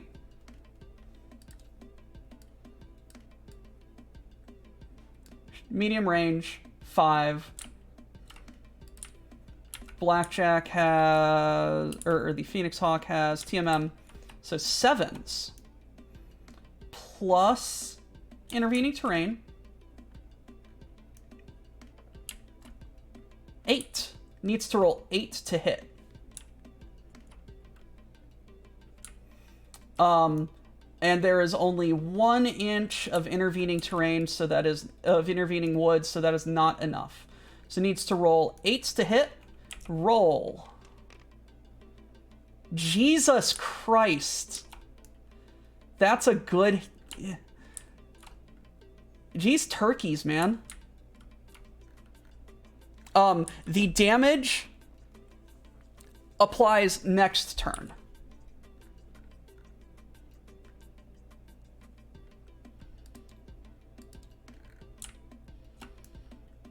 All right.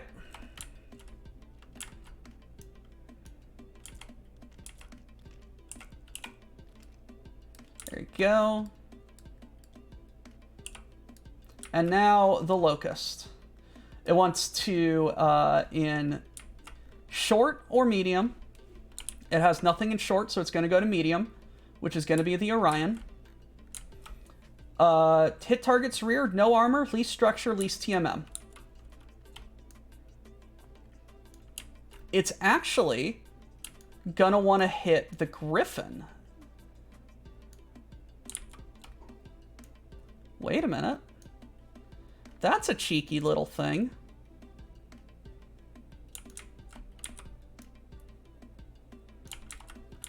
It has partial cover, but it can see the Phoenix Hawk.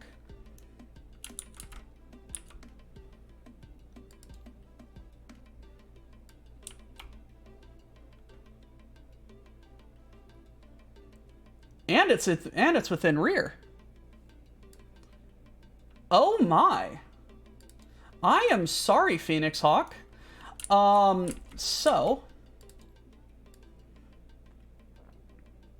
medium range. Intervening terrain. So 3 versus 3 is 6, 8.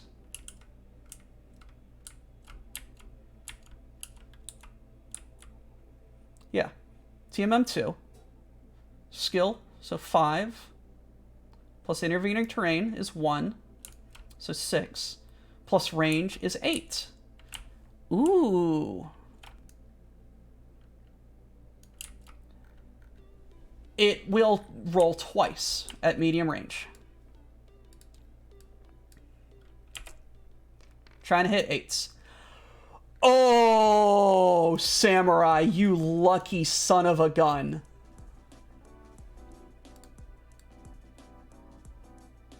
It does not have an overheat, so we are ignoring the overheat.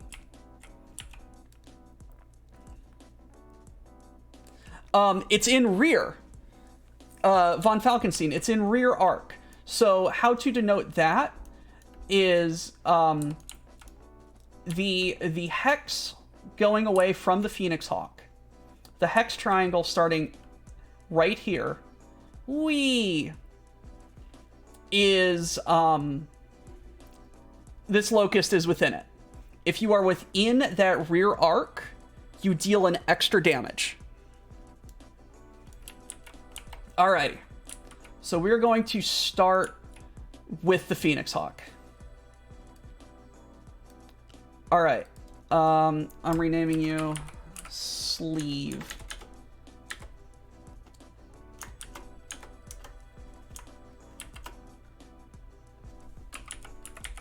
Slev.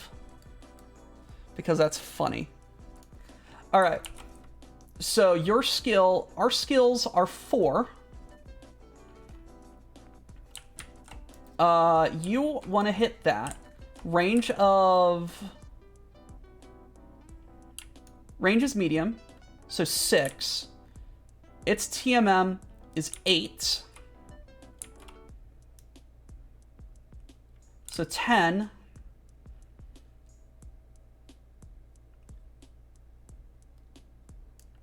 No. Yes.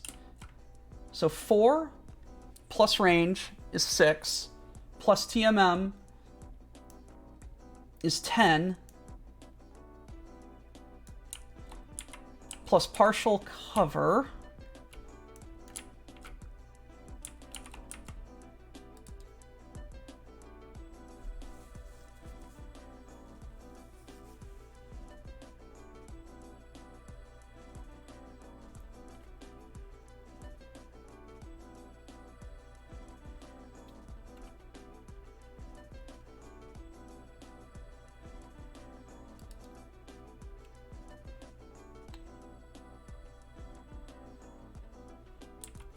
I believe we need to roll 11s.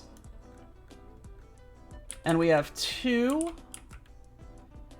So objects, components, dice, plastic.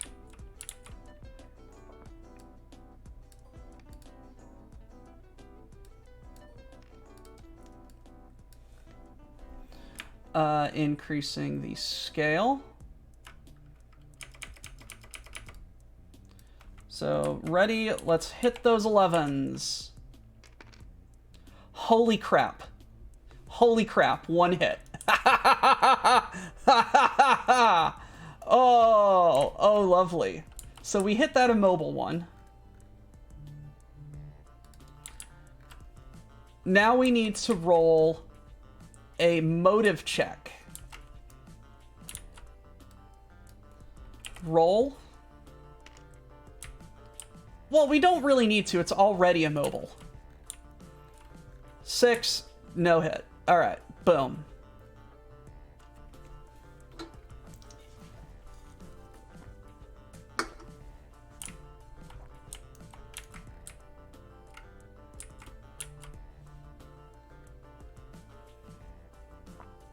Ooh, this one's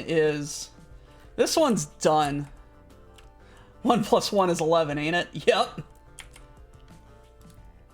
So we're tapping that down. Let's go with the blackjack against this tank now. So 4, medium range, 6. Tank is 4. So 10, plus intervening terrain, 1. So 11s to hit as well. You have 3 at medium range objects.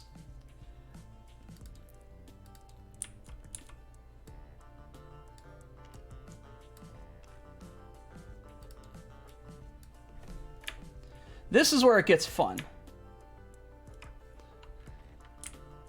The blackjack also has a heat.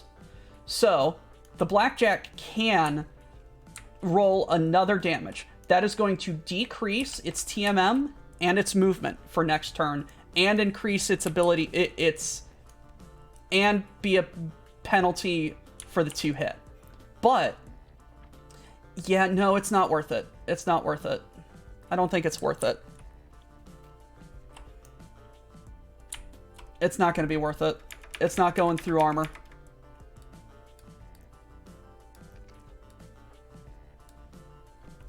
We're looking for 11s. That is a 6. That is an 8. That is a 7. Alrighty. Blackjack. Very good job. Very good. I think that Griffin...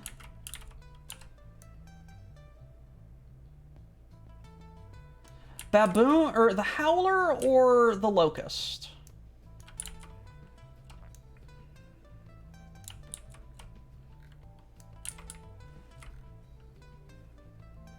It's gonna have the same TMM. So 4 plus range 6 plus both of those is 10. It's gonna need to roll 11 on both of them. It does have its TMM. The Locust does have its TMM. It moved, it just didn't... It is treated as having moved, but it is not immobile. It just didn't move into the area. And they both have the same amount of armor.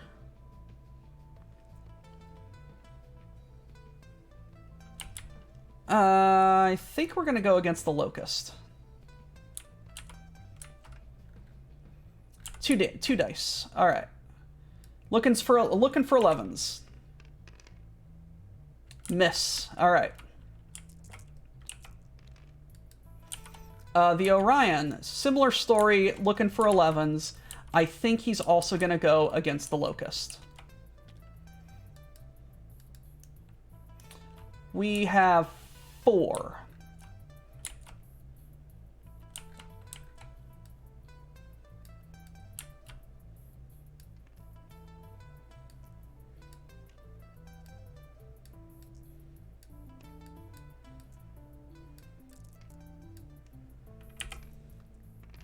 Looking for 11s.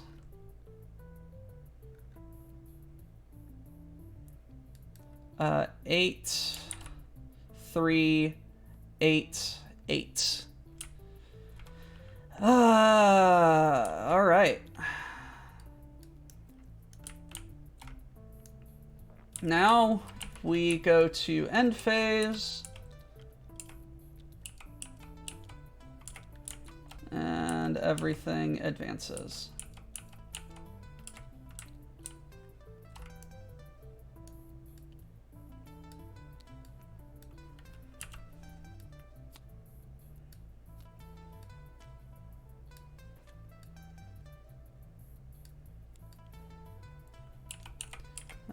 Alrighty.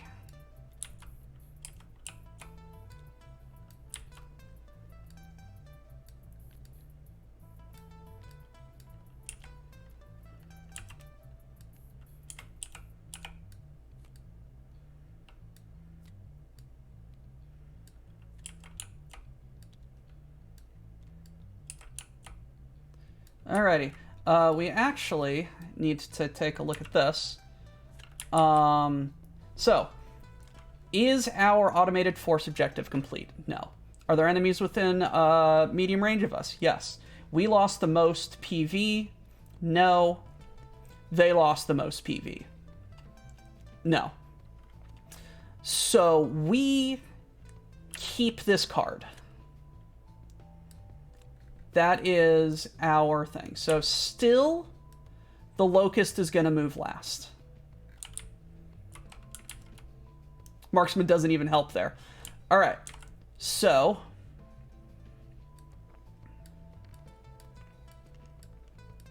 right? It's green is us, or green is them, blue is us. We have a -2 to this. So we are going to roll. We rolled an 8, -2 is 6. They rolled higher. So it is their initiative. So we have to move first. I think because this tank is completely immobile now, the Phoenix Hawk, and the Phoenix Hawk has quite a bit of damage. I think the Phoenix Hawk is going to go first, 24 move, and get over here to help with the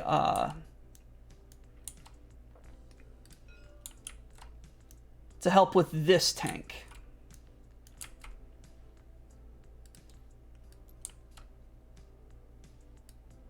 That's roughly 24. No, the Phoenix Hawk got blapped.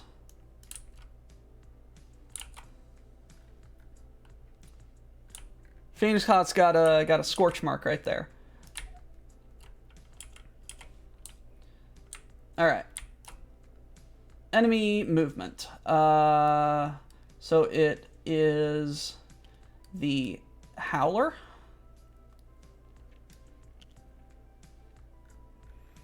If I deal yellow, destroy objective, least armor, least TMM, least structure.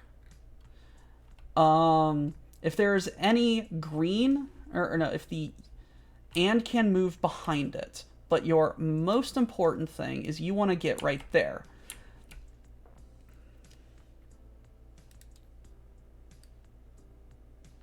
You actually can get behind that enemy. And in that case, I think I'm actually gonna have you do that.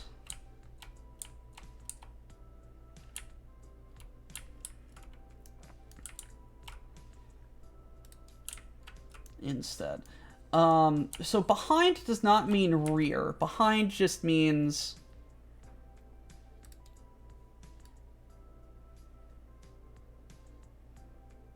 it can't fire at you. So it wants to get close to the objective.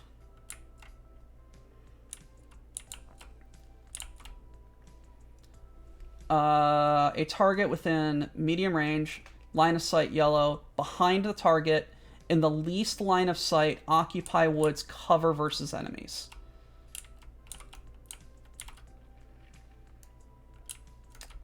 It's in 2 line of sights.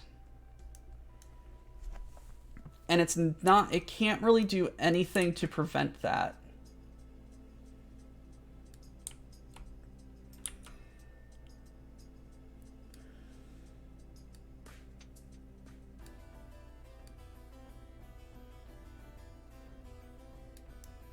But it can do its behind the thing.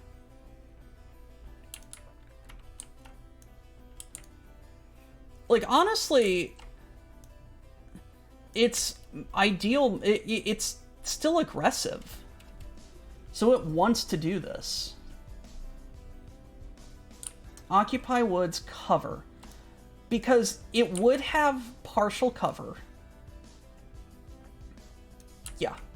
Yeah, that's what its move is going to be. It's going to move right up here. Because it's going to satisfy the most conditions. It's a stupid move, but it's the aggressive move.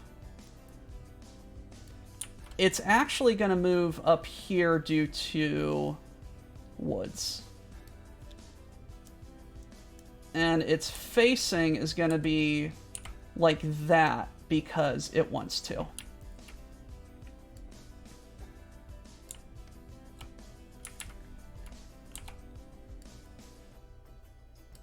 All right, now we need to move. If I fits, I sits. Right? So the Griffin wants to be at medium range more than anything else in the world. That's 12 inches.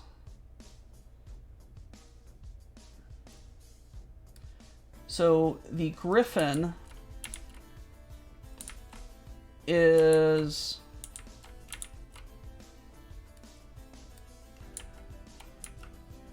going to move here. A little bit back. Griffin has moved. The other fulcrum tank.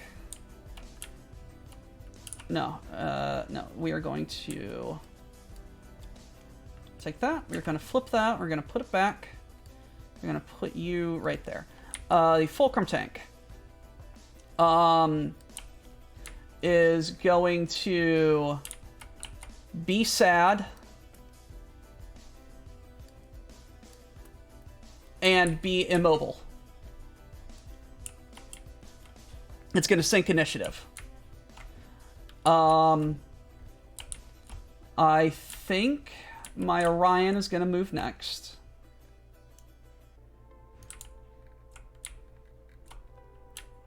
No. Blackjack is going to go.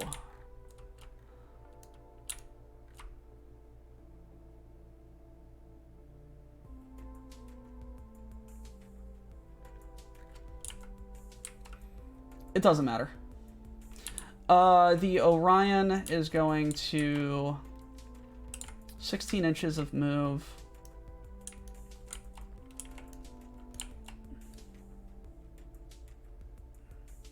Eight. No.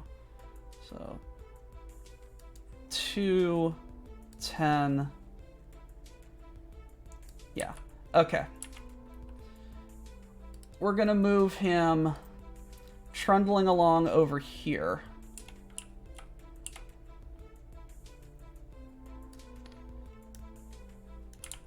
That's like basically all of his move.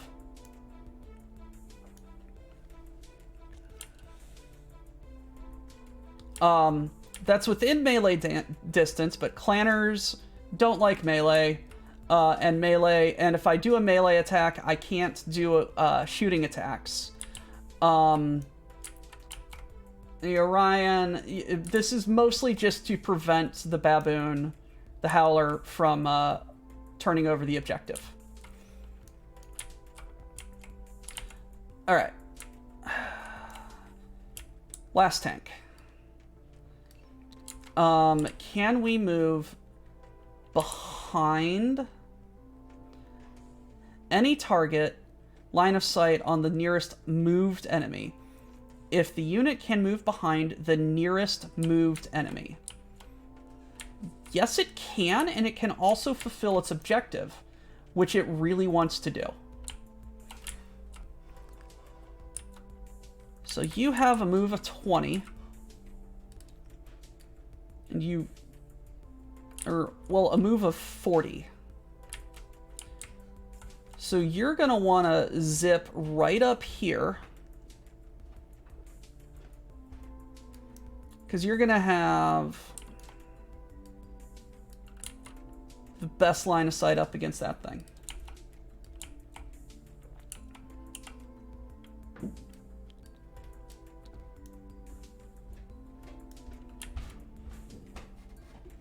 All right.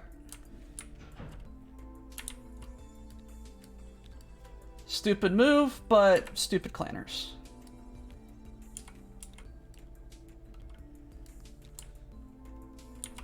The blackjack is going to respond with its 16 inches of movement.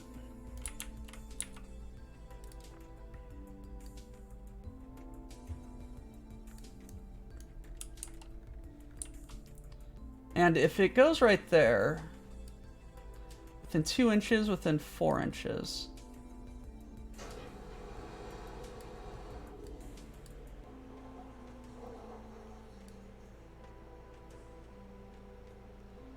I'd say if we move the blackjack behind the tank, we're still going to be within range to protect the objective.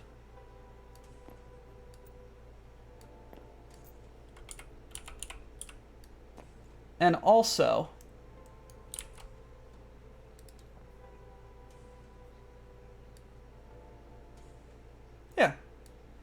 yeah, we can do that. Get a good old back shot on that turret. Yes. Now, finally,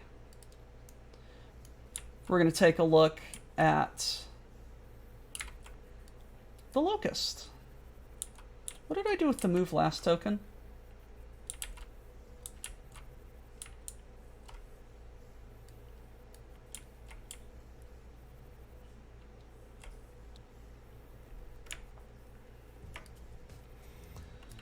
Alrighty. Can move behind the nearest moved enemy. Yes, you can. Target any line of sight nearest. Yeah.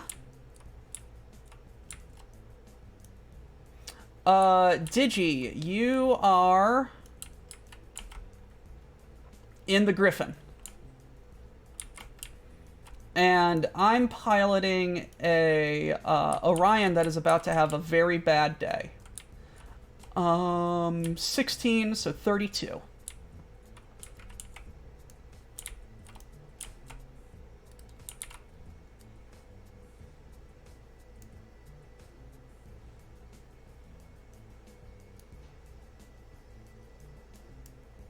That even gets it within decent backshot range, behind a target, in the lowest line of sight, occupy woods, cover versus enemies.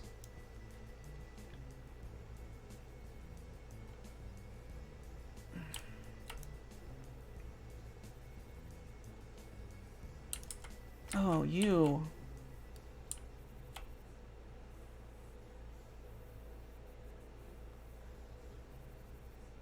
If you do that, yeah, okay.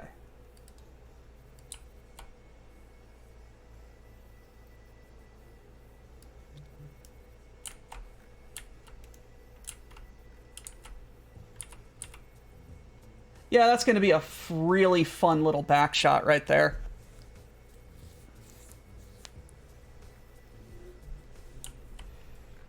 All right.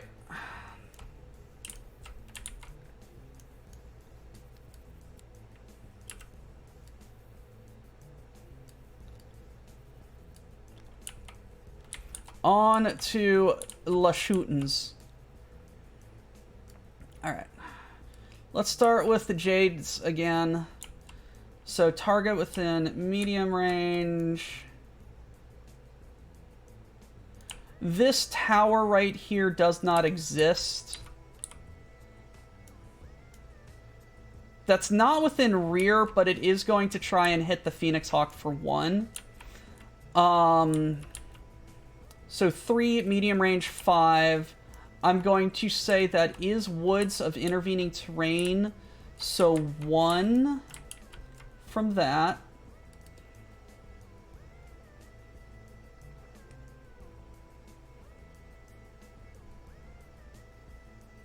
And is partial cover due to the building.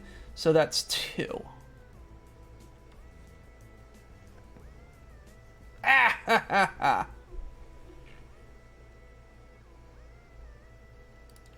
All right. So medium. So 3.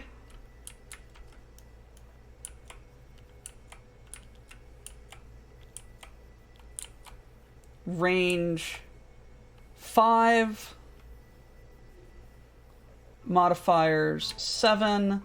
TMM 9. And it only has 1 shot. And it hits. That little bastard. Alright. This other tank is going to ignore... well, no. Most armor lost. So the target is 6 inches. Definitely within 6 inches. The target within 6 inches satisfies all of these. So 3 short range, adding nothing. Blackjack.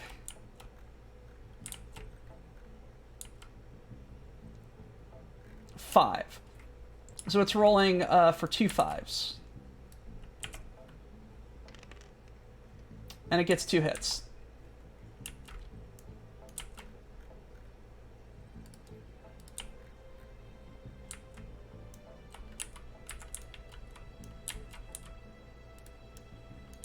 Okay.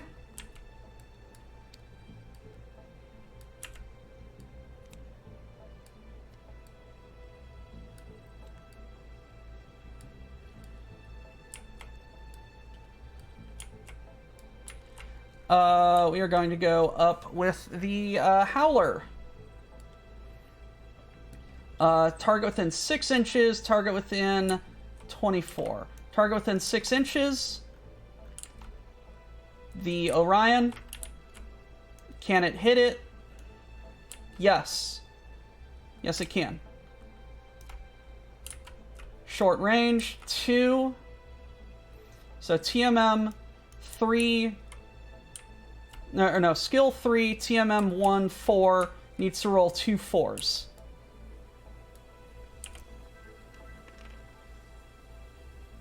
Both hit.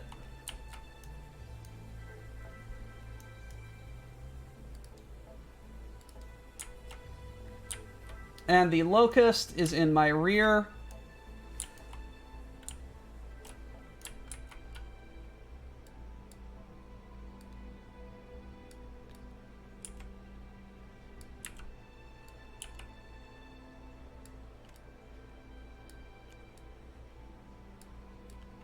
I know. Phrasing. Hit target's rear, no armor, and lowest TMM, no cover. That's everything. Skill of 3. Short range, 4s. Needs to roll 6 4s. I was a dumb little bitch. 1, 2, 3, 4, 5.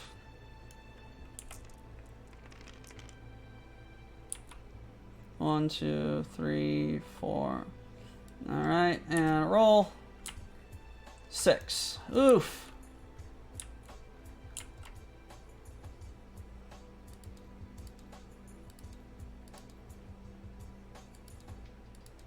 Alrighty, that is 2 critical hits.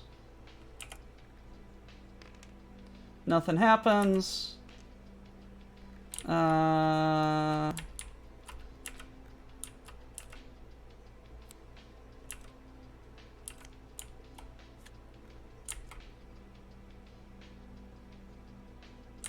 Weapon. Okay.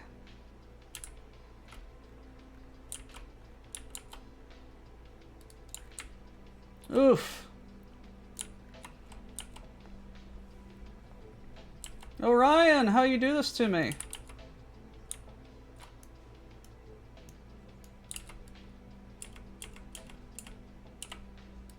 Alright. Let's start with the Orion. Skill of 4. Hitting that baboon at short range. Not within its rear, so 3.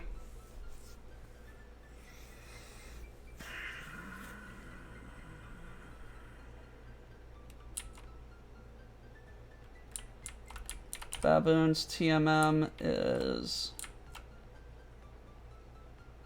3, 7. Yes. Need to roll 3 7s.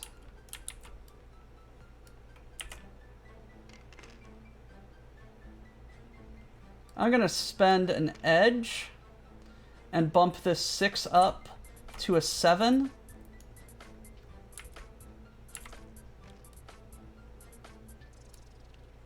And do 3 hits on that baboon.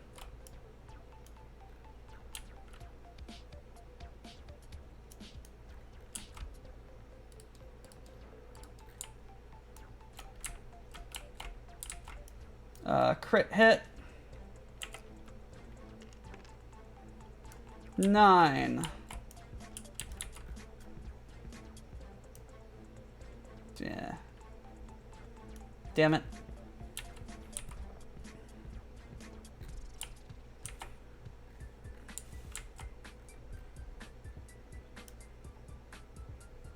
Alrighty. Griffin.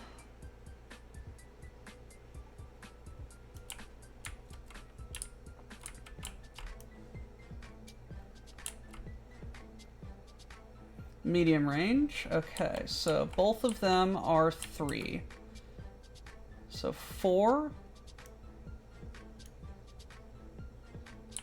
6, 7, 8, 9, 10.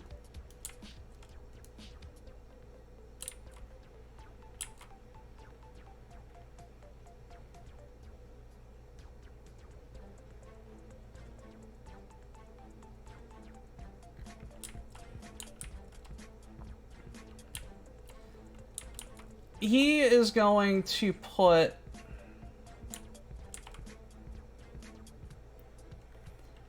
He's going to put 1 target... Can I split targets? Yeah. He's going to try and roll a 10 against the baboon and an 11 against the locust.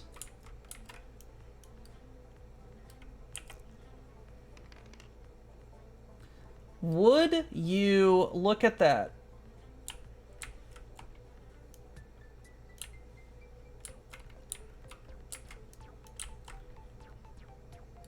Smacks the baboon. Smacks the howler.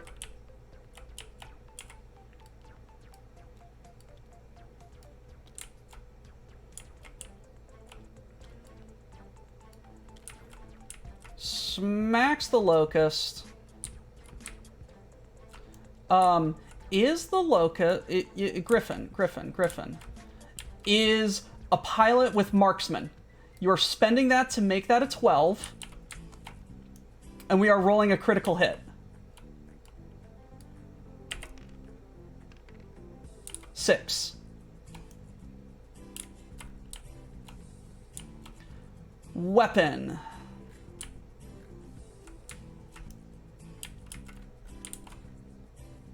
Haha. That is a dead baboon.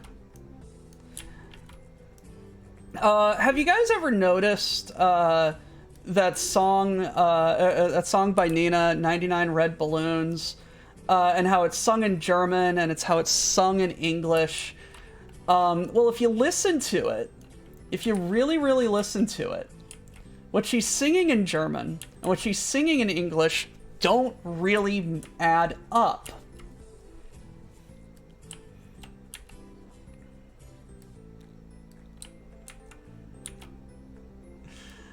The joke is that the song is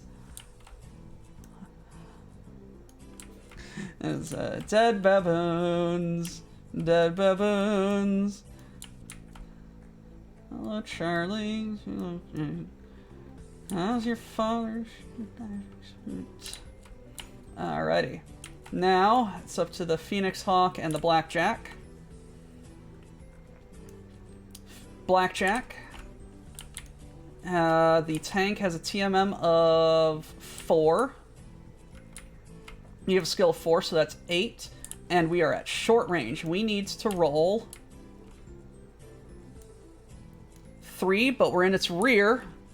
That's 4 8s.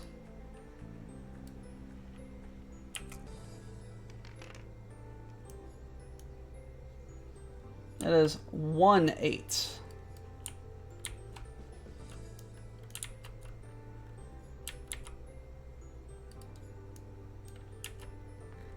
Now we need to roll a motive hit, +1. 10, 11. Have movement and TMM rounded down.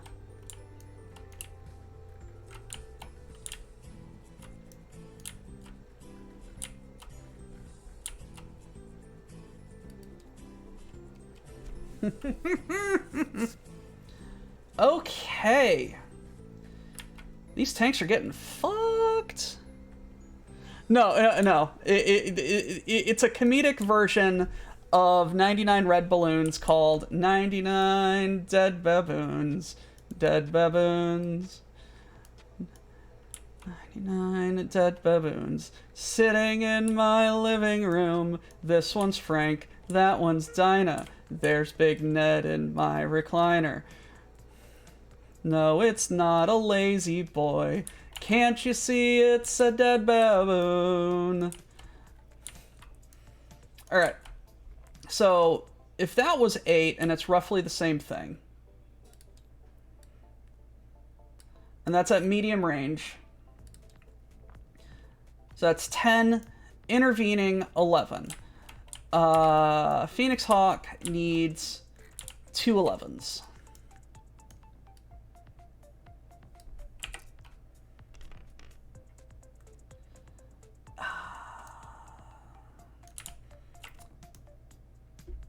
New.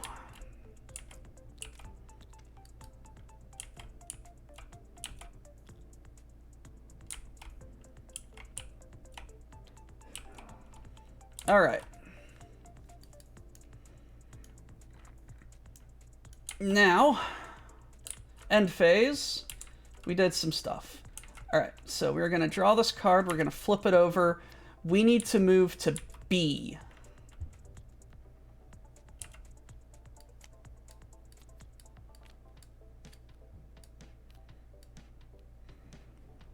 So they won initiative. So they get -2. But this objective right here says that they get +2. So we're basically just rolling samesies. We need the most medium damage and the most armor. Which, hilariously, is this damaged heavy tank right here.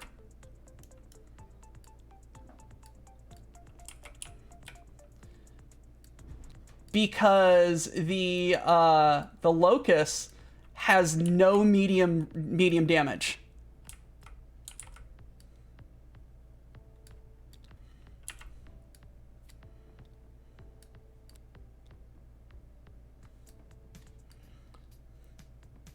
Hey, Hals.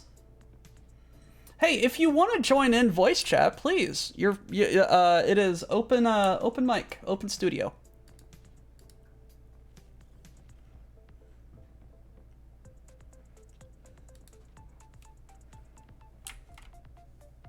Ah, damn it. What did I do? What did I do? So yeah, We're rolling samesies. Roll. Blue is us, green is them. They go first.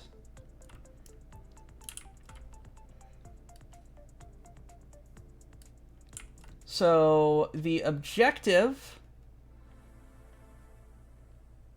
is shut down or immobilize at least 2 units. Okie dokie. So this unit would be within forced retreat if it isn't. This one is definitely within forced retreat. So this unit wants to get the hell away through where it came in, which is over here. So we won initiative.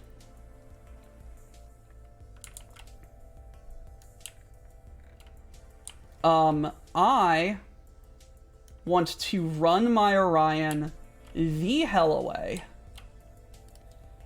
So I have 16 movement.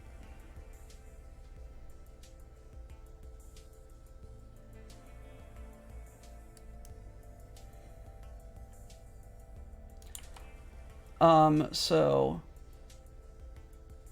1, 2, 3.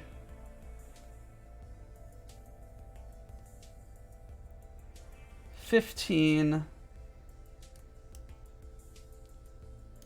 No. So if I go up like that.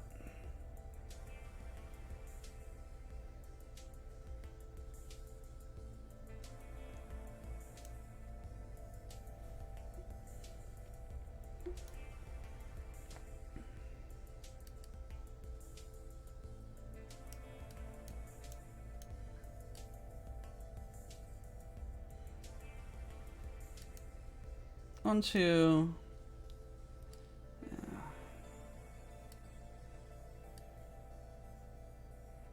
Nope. Ooh, this is... Yeah. I think my best move is just going to be 8 there, get around here. So, yeah. So, bum, bum, bum, bum, bum. Bum, bum, bum, bum, bum. Get some,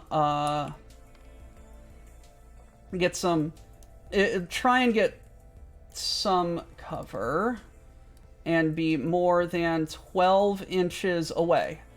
Lovely. Actually, don't tempt chance. Definitely be more than 12 inches away. Okay. That is my pilot, who is 1 structure. Holy shit. He did the thing, you know?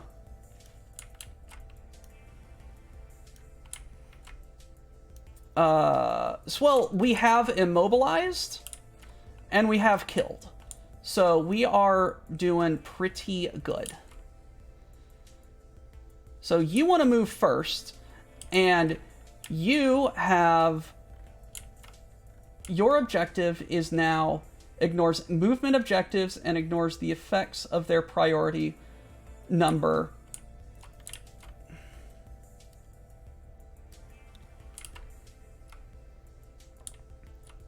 You still move first. And you have 10-inch movement, which is 20. You want to go boom, so 8, 12.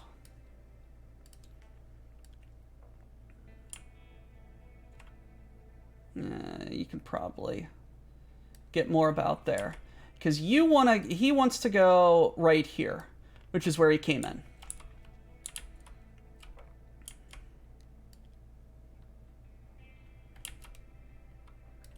Now we move.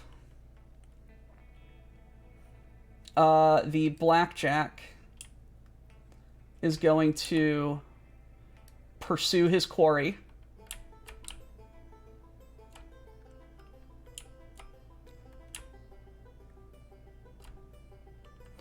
The other fulcrum to have heavy tank cannot move and sits there grumpily. Now, all of our moves need to happen because I just realized that they want initiative and we have an uneven number of mechs. Phoenix Hawk is going to turn. Has a move of 12, which is 24. And do you have... You are a bitchy little boy.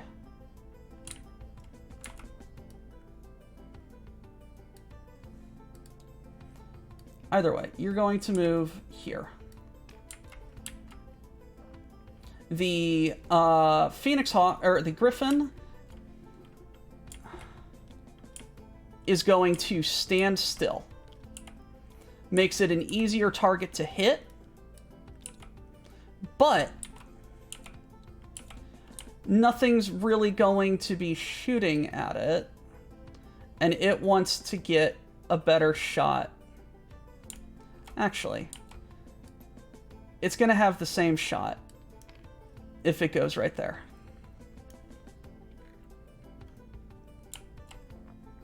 All right. So it moved, it added its TMM.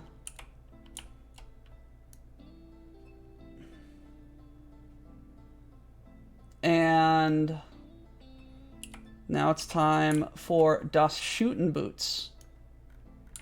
Because, well, no. The Locust wants to be on the movement objective. And so it doesn't care. It is on the movement objective. So the Locust is going to be stupid and stand still because that's its thing.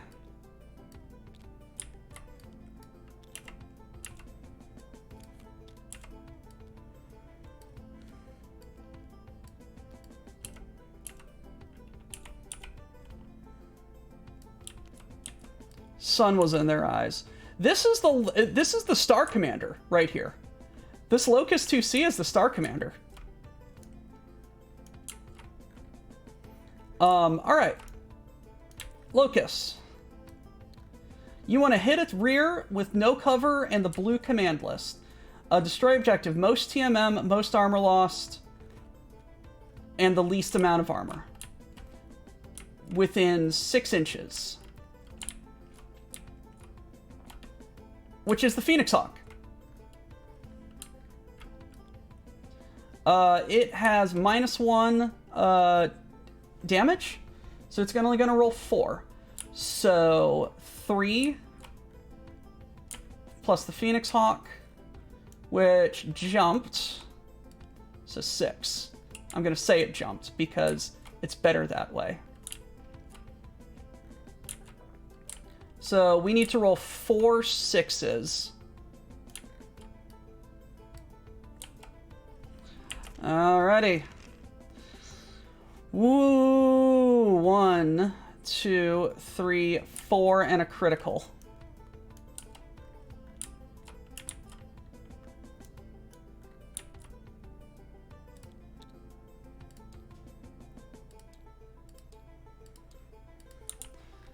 So that's 4 crits.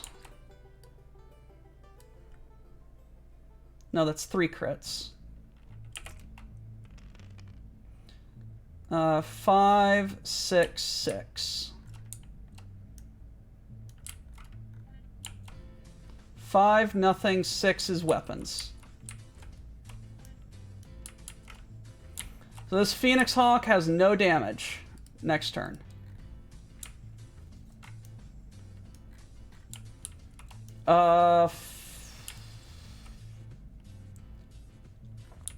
Fulcrum Heavy Tank.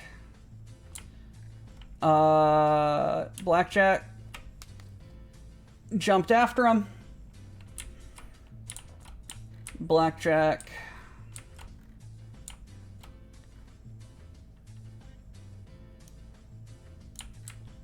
2, 5. Needs to roll 2 5s against the blackjack.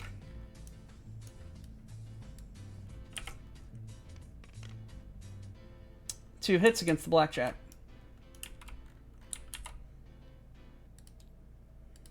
Crit check. 4.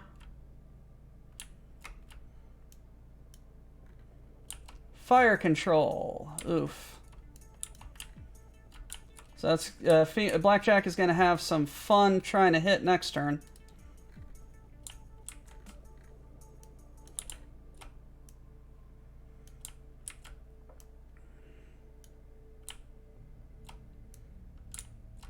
Actually,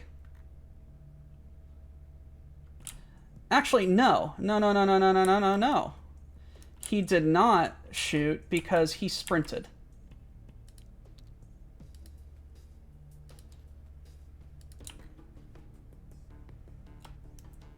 So that's 1.5, so that is 20. It actually moved 10 up.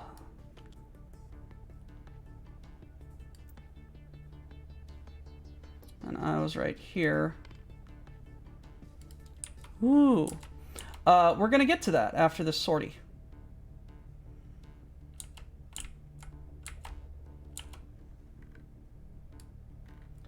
Uh, 8, so 16.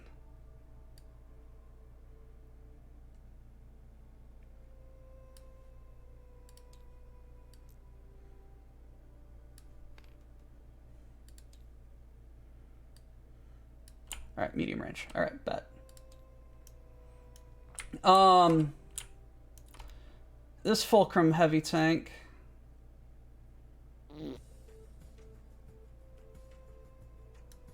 Immobile is going to try and take a shot at the Griffin through partial cover, intervening woods, -1 because, hey, Hals, you made a mistake.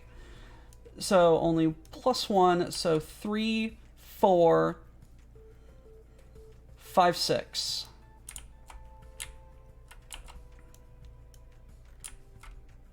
7, 8. It can only roll, so 1, 8. Snake Eyes, missed. So that's the tanks.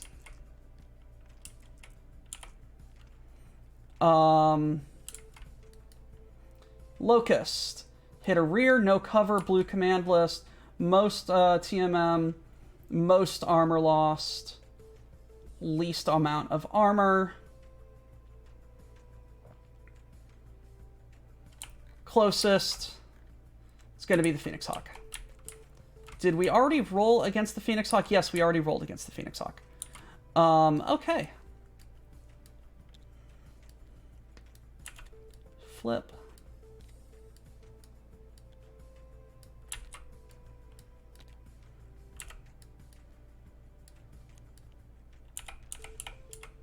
Okay.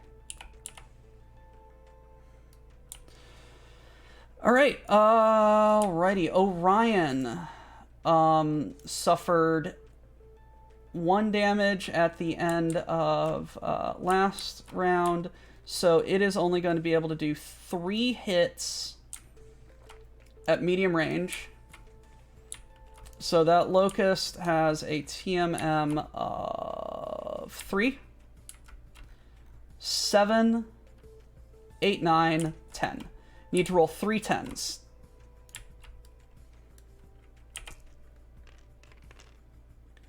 Uh, 11 is a hit, so 1 hit. So we are playing with the alternate rules of multiple damage numbers. It's like rolling multiple. It's like rolling multiple weapons. You know? All right. Orion, you are done. Griffin, you are at medium range. Oh, wait, no. It didn't move. So I only needed 9s. That still wouldn't have mattered. Griffin against the Locust is 4 immobile,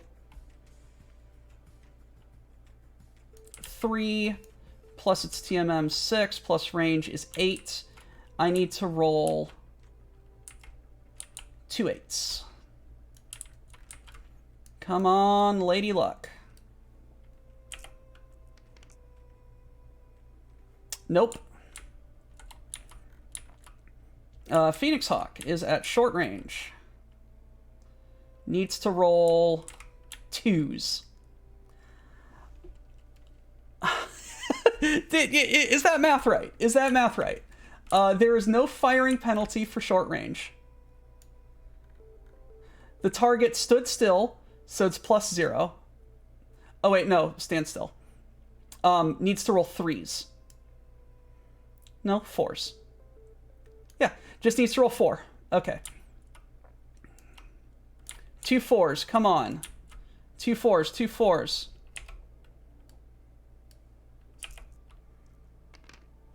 Hell yeah! Pop pop. Hope no one sees me get freaky. I'm nerdy in the extreme and whiter than sour cream.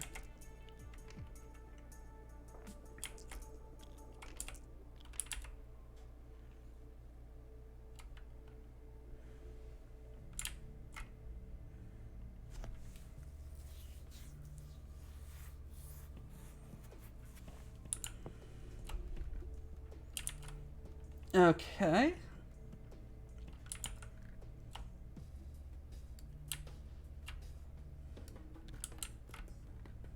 Because that's 2 structure damage. It dies. So on the next turn, what's going to happen is this Fulcrum Heavy Tank is going to run away.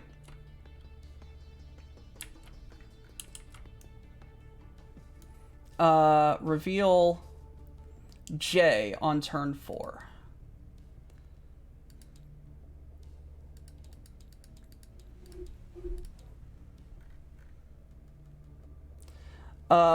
The Falcons have seen enough and are retreating. Turn to E. That's going to be at it enough. I need to go to the restroom really quick. I'm sorry. I'll be right back.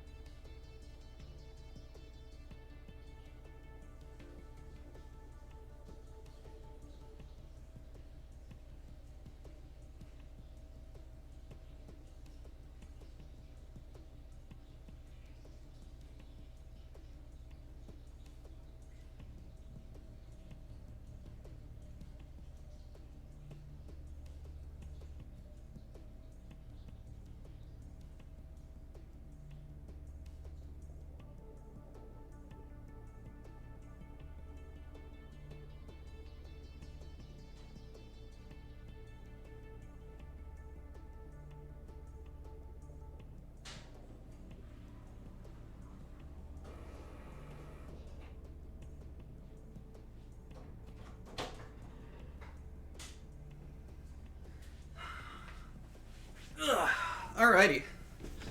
So, what I'm going to do is I'm not really going to change much of what is going on here. I'm not going to change any of the objectives or anything. This thing is just going to try and get like 30 inches that way. The Blackjack is going to go 16 inches here.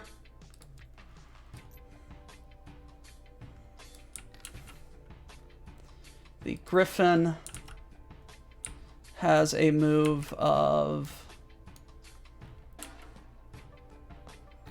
16. No, 20.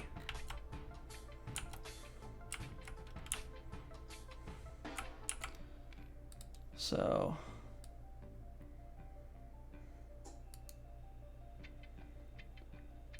all right, what I'm gonna do, because it's funny, and rule 1 is have fun,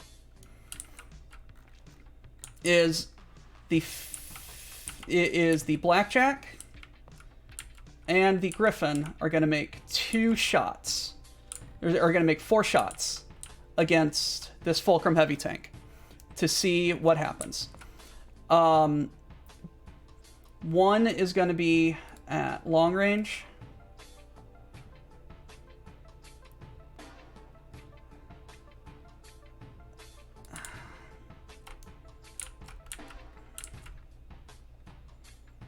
Because that's just... 1 is going to be at long range, and the other is going to be at medium range. Because I just want to explode a bunch of Jade Falcon stupid heads. So... the TMM is 4. Medium is 2. Is 10. The blackjack needs to roll 2 10s.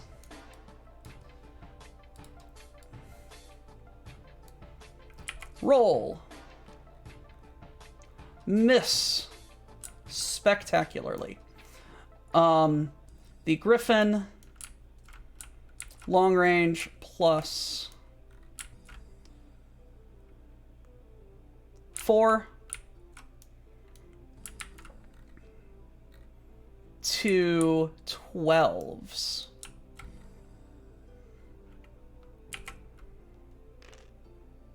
All right. Guess who got away?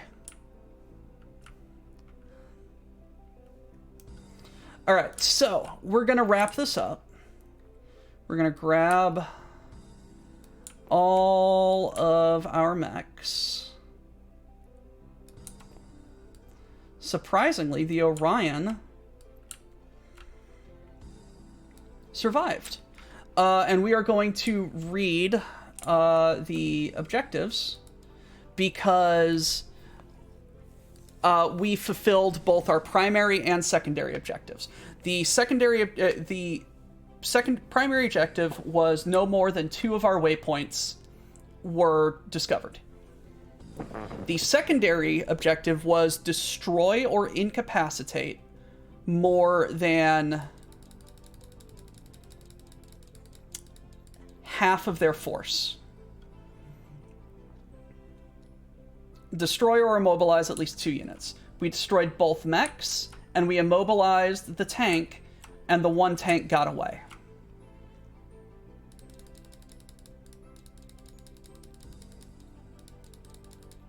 So now we read the outcome.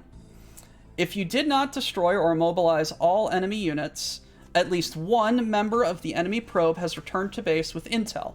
Record the keyword early warning on your campaign log.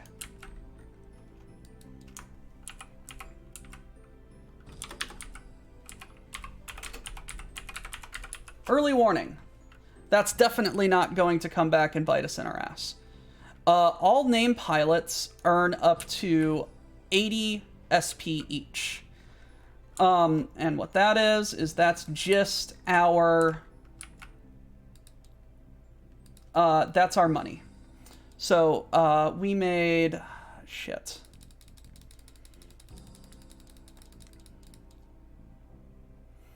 We made 900 SP. Stop. I really need to get rid of these freaking, I can't stop not touching the numpad. I need to get rid of my numpads.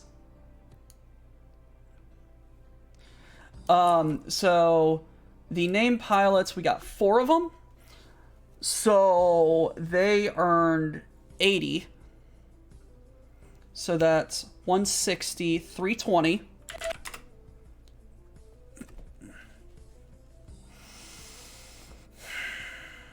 Stop with the frickin' zip zaps. I'm very upset at myself. Oh my lord. Purchases. That is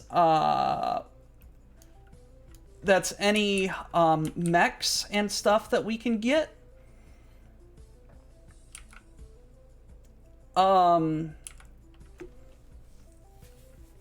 Which is fun. Phone. Here we go.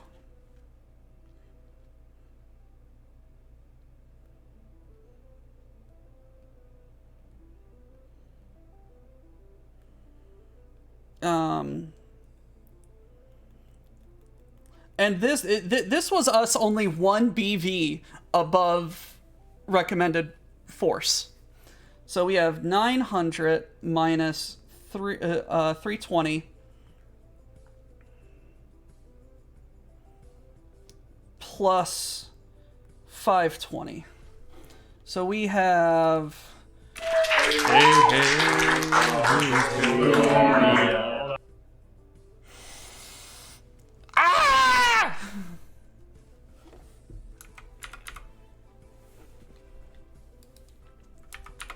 okay, so we got 1,000 right there. But then we got to do some management over here. Actually, we will... I will do that as well as this other thing. So, I think we need to determine who the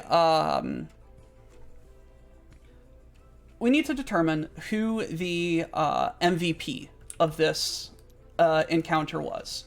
Who was the most valuable pilot? So while I am doing some work, I'm going to create a poll. Who is the most valuable pilot? Dock in the Orion.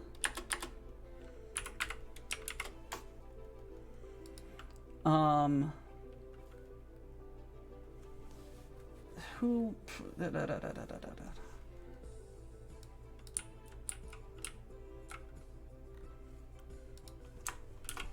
Samurai in the Phoenix Hawk.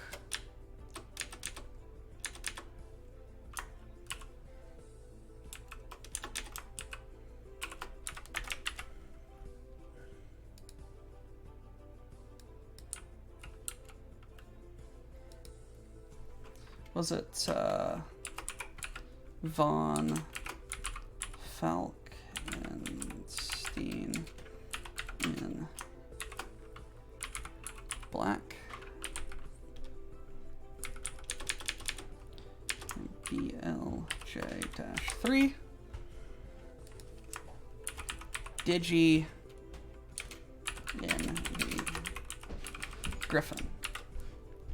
So I'm going to have that vote for 3 minutes. No, 5 minutes. All right.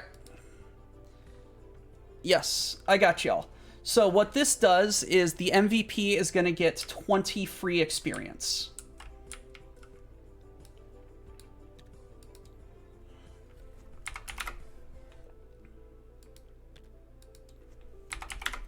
So, who was the most valuable pilot? What who did the most important damage? The most damage? Who killed the most mechs? Who did the most important things? My vote is actually for the Blackjack. Like, the Blackjack pretty much single-handedly defended this waypoint token.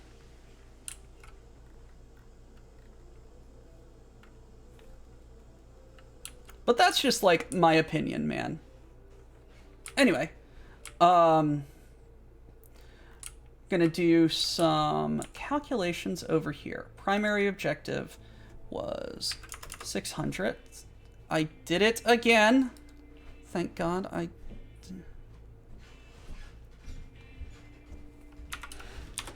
300. I just got beat up a lot. Samurai and the Phoenix, I think, got a pretty good killing shot over here. And the Digi and the Griffin, you did some really good just, like, maneuvering over here, keeping people at a distance. Samurai just came in with the frickin' murking kill on both the Baboon, both the Howler and the Locust. Difficulty modifier, we're just doing it standard. Total income is 900.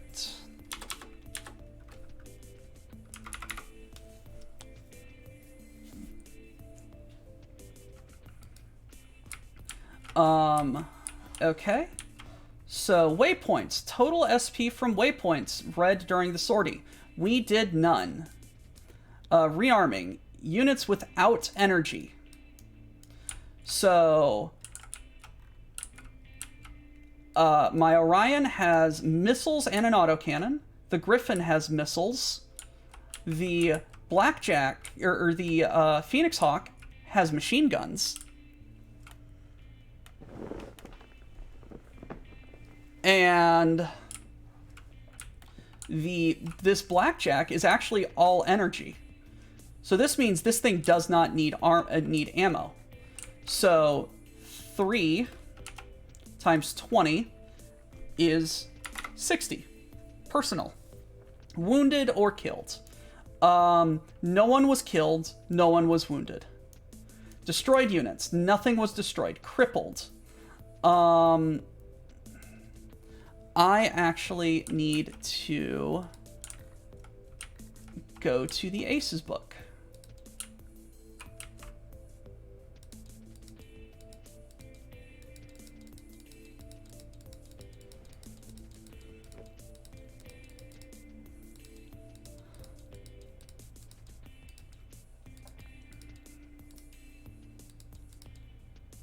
Okay.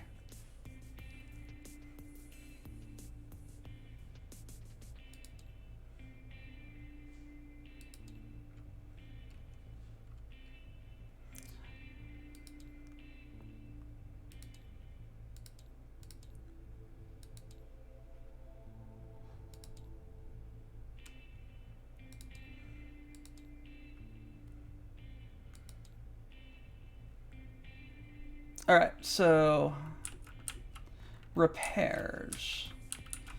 So nothing was destroyed, nothing was crippled.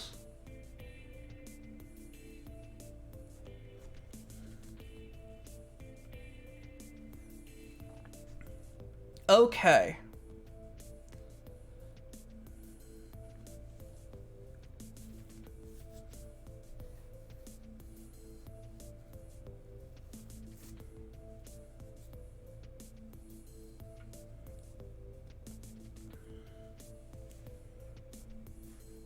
Let's see.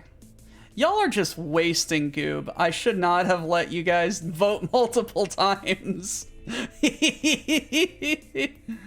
Okay. Tied with Samurai and Digi. How about we say we split it? Both of y'all get 10, or should we just give them both 20?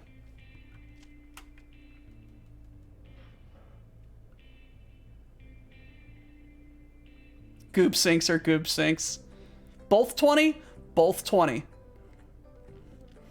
Orc Slayer split. Or Orc Slayer spoke first. Both of y'all get 20. So, no one was killed. We don't need to replace anyone. Nothing was destroyed. Crippled.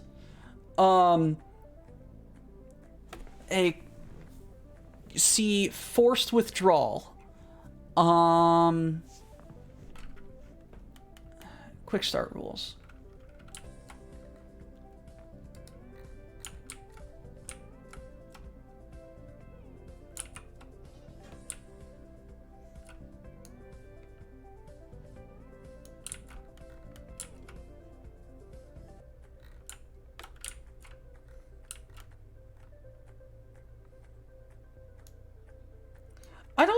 any one of mine was under forced withdrawal? I think.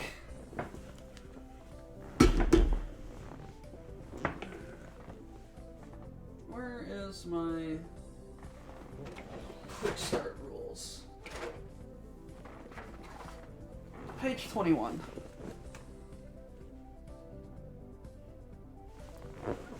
QSR, page 12.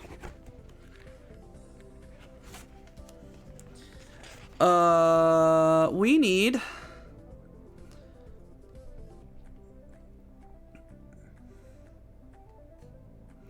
units... Forces will not usually fight to the last warrior. Instead, once they have taken substantial amounts of damage, they will begin to retreat. Force withdrawal rules help simulate this situation. Under force withdrawal, mechs must retreat from the battlefield when crippled. See below. A mech subject to force withdrawal must always move towards its home map edge. However, mechs need not take sprinting move. Withdrawing mechs may still attack an enemy mech that enters... Considered crippled, has no armor remaining and has been reduced to half its structure rounded up. Okay.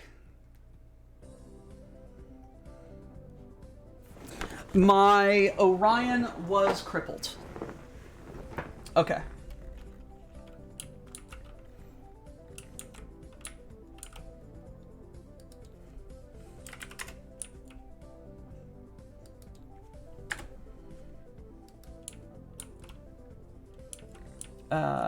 That was Digi and the Phoenix Hawk? Who won?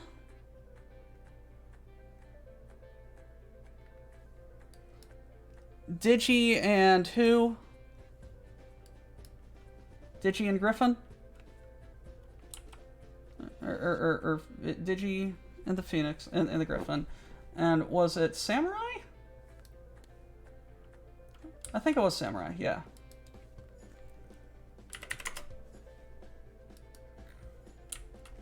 Alright. So, my size... Total size. So the size of the Orion is 3.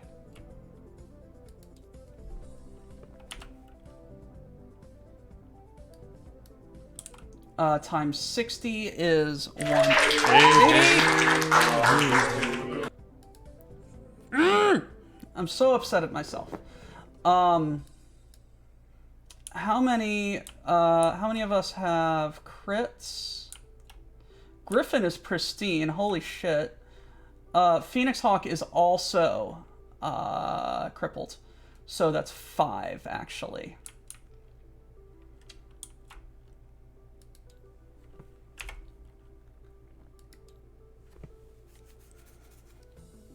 So that's 300. Both only had 1 structure remaining. Any structure to damage or criticals outside of that? No. Blackjack just had armor. Only armor. Size of 2. So that is... times 20 is... 40. See, now when you end stream, I won't know if I'm supposed to sing along.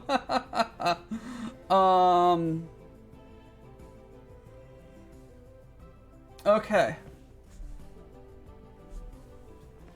We've got 60 plus 60 plus 300 plus 40 is 460. So our total earnings is 900 minus 460 is 440.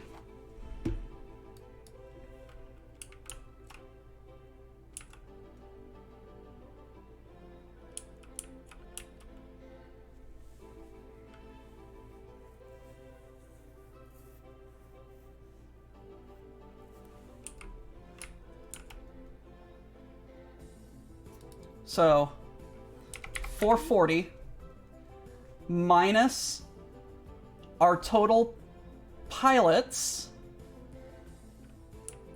Oh no.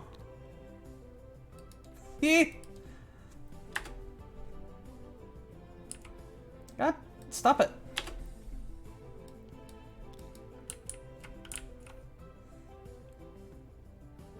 Woohoo! Yeah, look, okay? I was also basing this off of cards I physically have, Mo, you know? Because, like, I wanted to play with cards I physically had. And also kind of get the,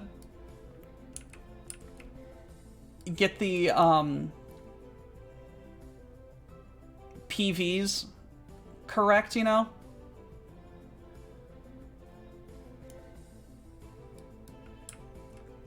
So we only made 120 on this mission. We only made 120 on this mission. Plus our starting war chest, we have 640.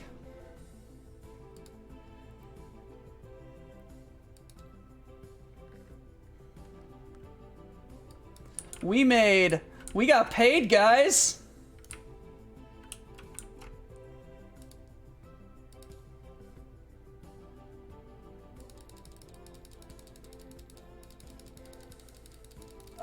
Bear in mind.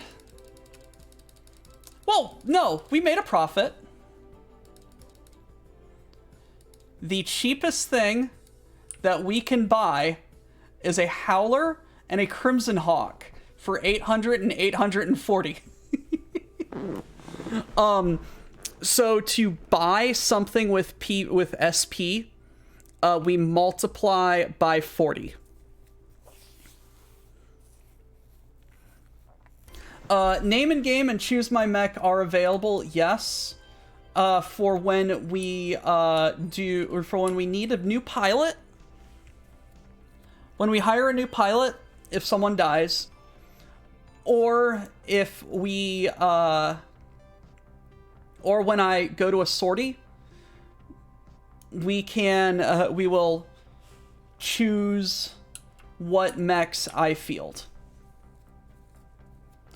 Salvage rights. Because this is a physical box. Because this is a physical box that is meant to be played with just the things in the box. My tanks aren't in here because I'm actively painting them. You can't really salvage them because that's the enemy right there. This is the salvage. Okay.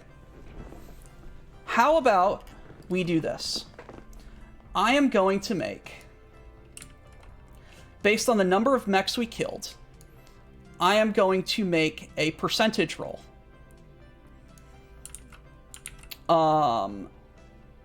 Objects, components, dice, plastic, D10, D10.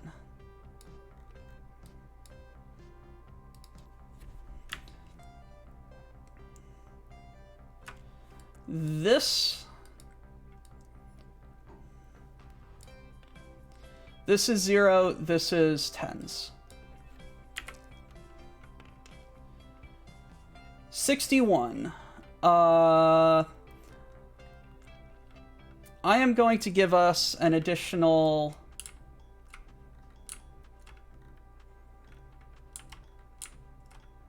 61% of our earnings.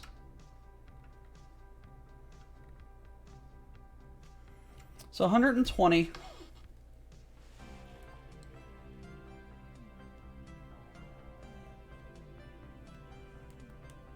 times 1.61, 1.6.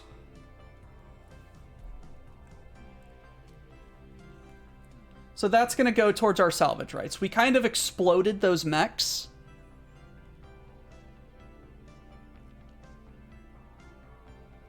We kind of exploded those mechs really, really good. So we only got, like, some of the bits from it, right? 192 plus 520.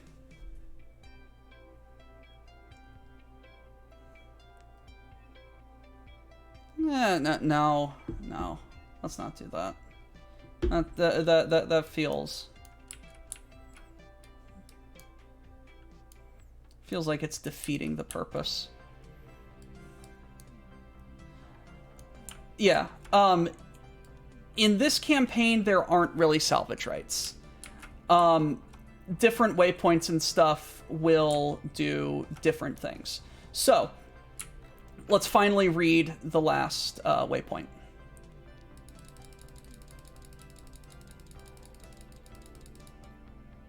All right.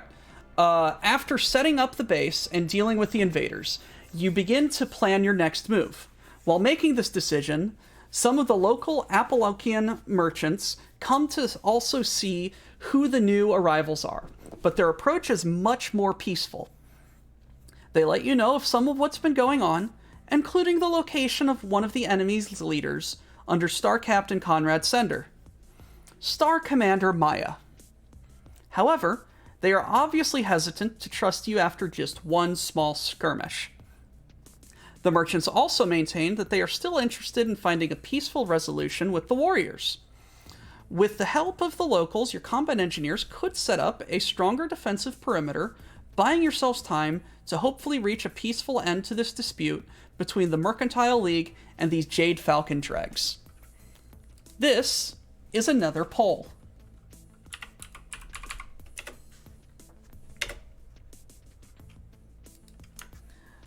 What shall we do with the green turkeys?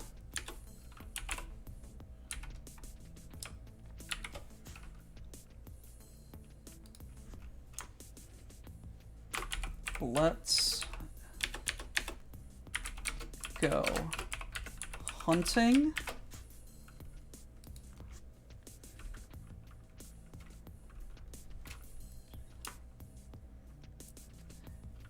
Give peace a chance. That's going to be a 3-minute poll. So, for 5 and 6,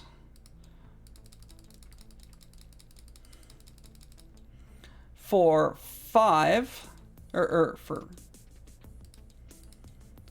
we are going to be able to deploy 300 points of our force in a situation like this. We're going to be in a town, and they're going to be coming at us with 237 pieces of enemy. If we go hunting, we are going to deploy 240. And they are going to deploy around here. 1, 2, 3, 4. This unit wants to get up here to escape. Look at all of those elementals.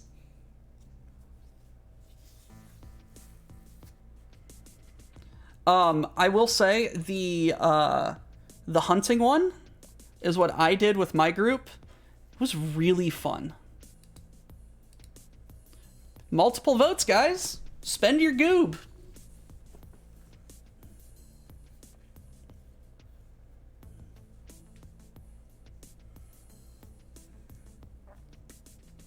So the objective here is to destroy the Marauder 2C and capture the pilot. The objective here is to defend the city and reveal the least amount of waypoints. We need to destroy or immobilize 4 units.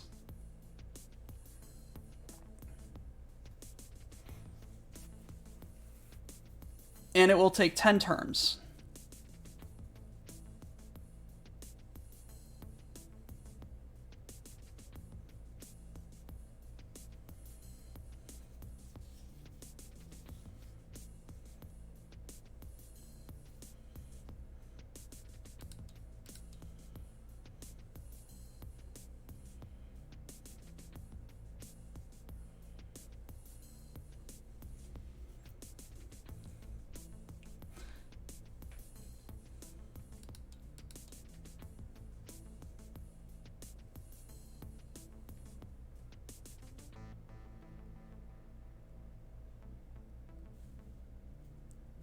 You guys really want to go hunting.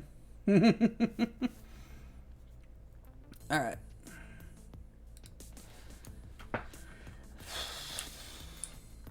So I think we're going to go hunting. So now I need to figure out. So everyone earned 80 SP. I think what I'm initially going to do is just put that all into skill to just start leveling it up.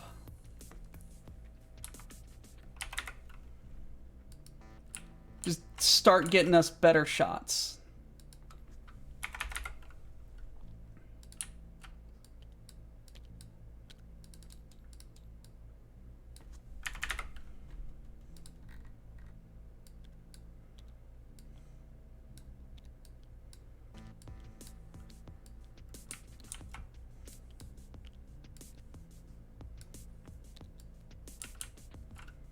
All right.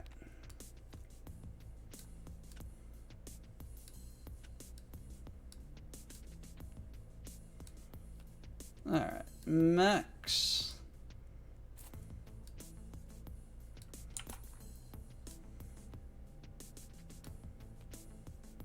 All right. So now we need to put all of our things away.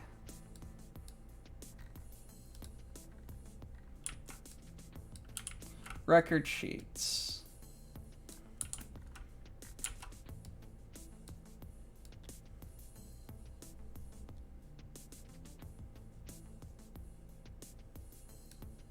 There we go. Pilot records. Go in there. Gonna gather up the pilots, put them in the pilot cards. Guess where they go? That's right, the square hole.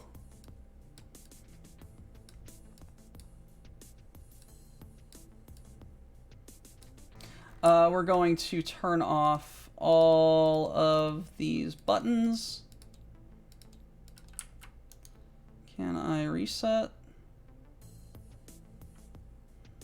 Nope.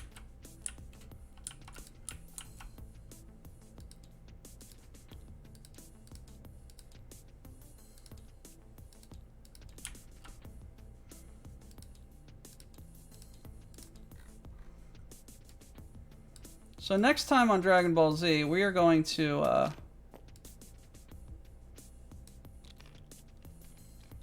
basically deploy with twice the number of shenanigans.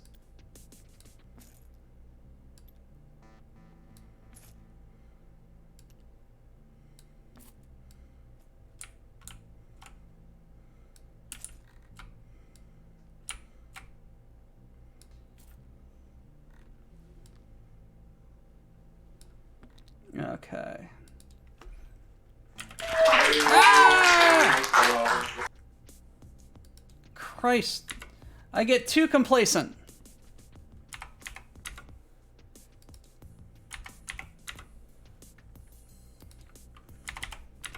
Okay, there we are.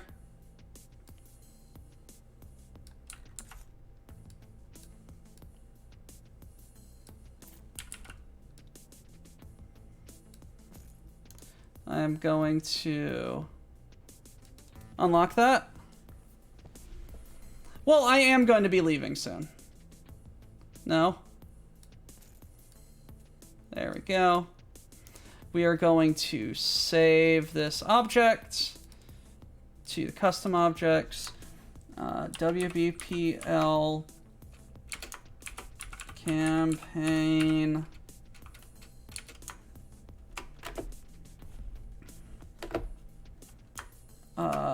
2. Alrighty, so that is that. Let us go into there, and I'll show you guys what sortie what was that, 6 takes a look like.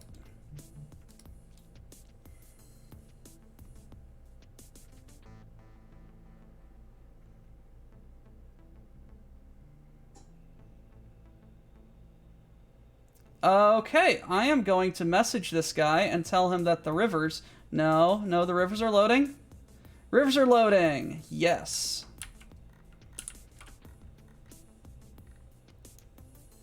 So this marauder right here needs to get all the way over here.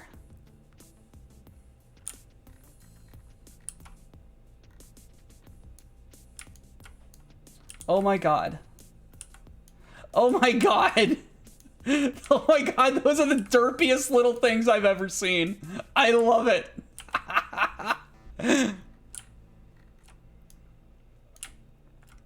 But yeah, no, this entire thing, like, inch from here to here. I'm gonna need some help figuring out if we can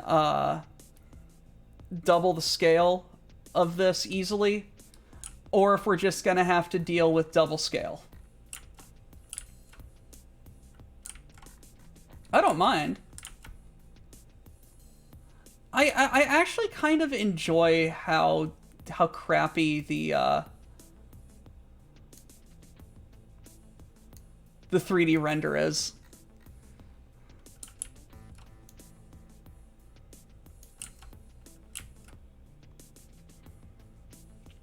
All right, ladies and gentlemen, it's that time of the evening.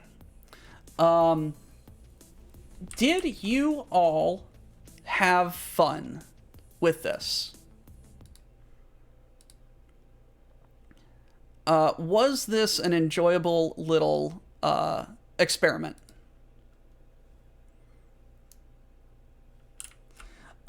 Yes, I'm playing Tabletop Sim by myself. Like, oh, boo-hoo. I felt like I was a bit more engaged with talking about my actions than I normally am with other, like, first-person shooters or role-playing games. Like, I felt more engaged. I like it. This is very fun. The ACES set, I really think that this is a very fantastic kind of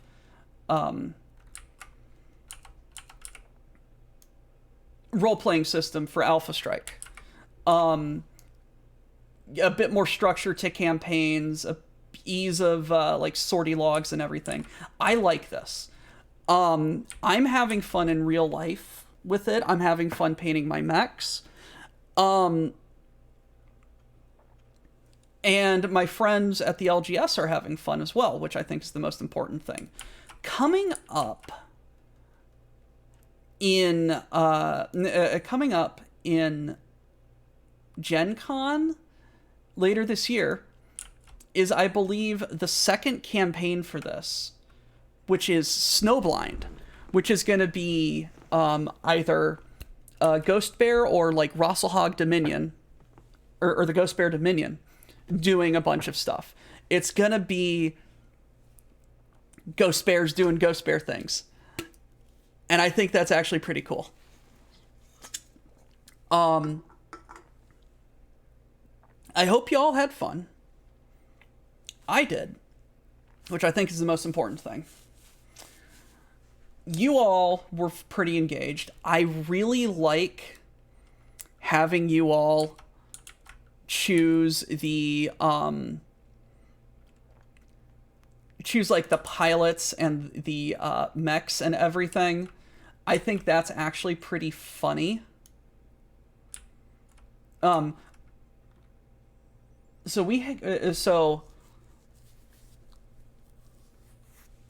I don't know, like choosing the direction that we play as well is going to be pretty neat.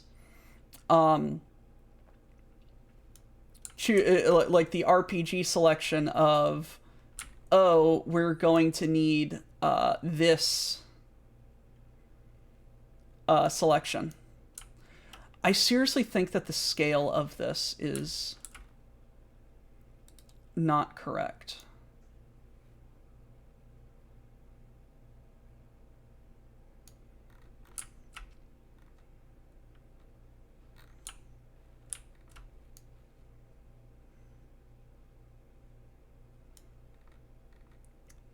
Something's fucky with scale, and I can't quite put my finger on it. But I actually highly recommend looking at the Alpha Strike rules. It's not a replacement. It's not a replacement for classic Battletech. It's a different brand of pizza. Classic Battletech, imagine your local hometown, your absolute favorite pizza joint. Or if we're doing chains, probably like Domino's, Pizza Hut, like the higher quality of chain pizza. Alpha Strike is Little Caesars. It's quick, it's easy, it's simple, but it's pizza. You know? You're not gonna not like the pizza. It's just quicker. Alrighty, folks. Thank you all for showing up, hanging out, having fun. I do believe that Aiden is not going to be able... Thanks for not saying Papa John's. No, SRW. I like Little Caesars as well. I'm not knocking Little Caesars. I'm just saying it's not Domino's. When I go to Little Caesars, when I damn well know that I want a pizza hot and ready right now.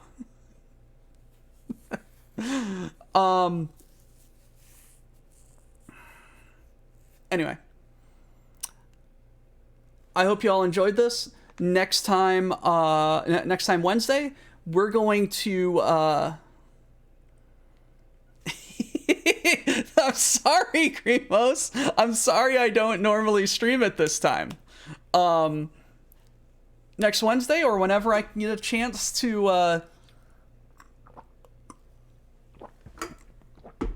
have an open stream slot, we are going to do some more bird hunting. Also, I have a quick little... No, I'll do that next time on Dragon Ball Z. Alrighty, everybody. Have a great night. Aiden, I think, is busy doing Aiden things, so I don't think he is going to be here. Diggs, our wonderful station manager, I believe is going to step in and do some shenanigans before the numeric workshop. I'll see you all then. Have a great day. Take care of yourselves. And go stomp some clanners. See ya.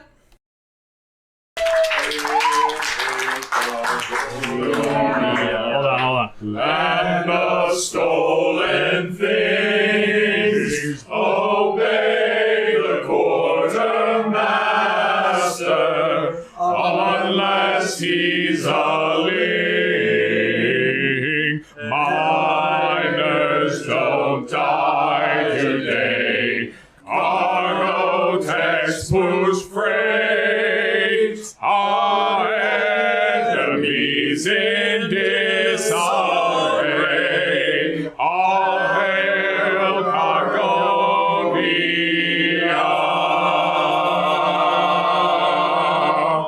Get back to work.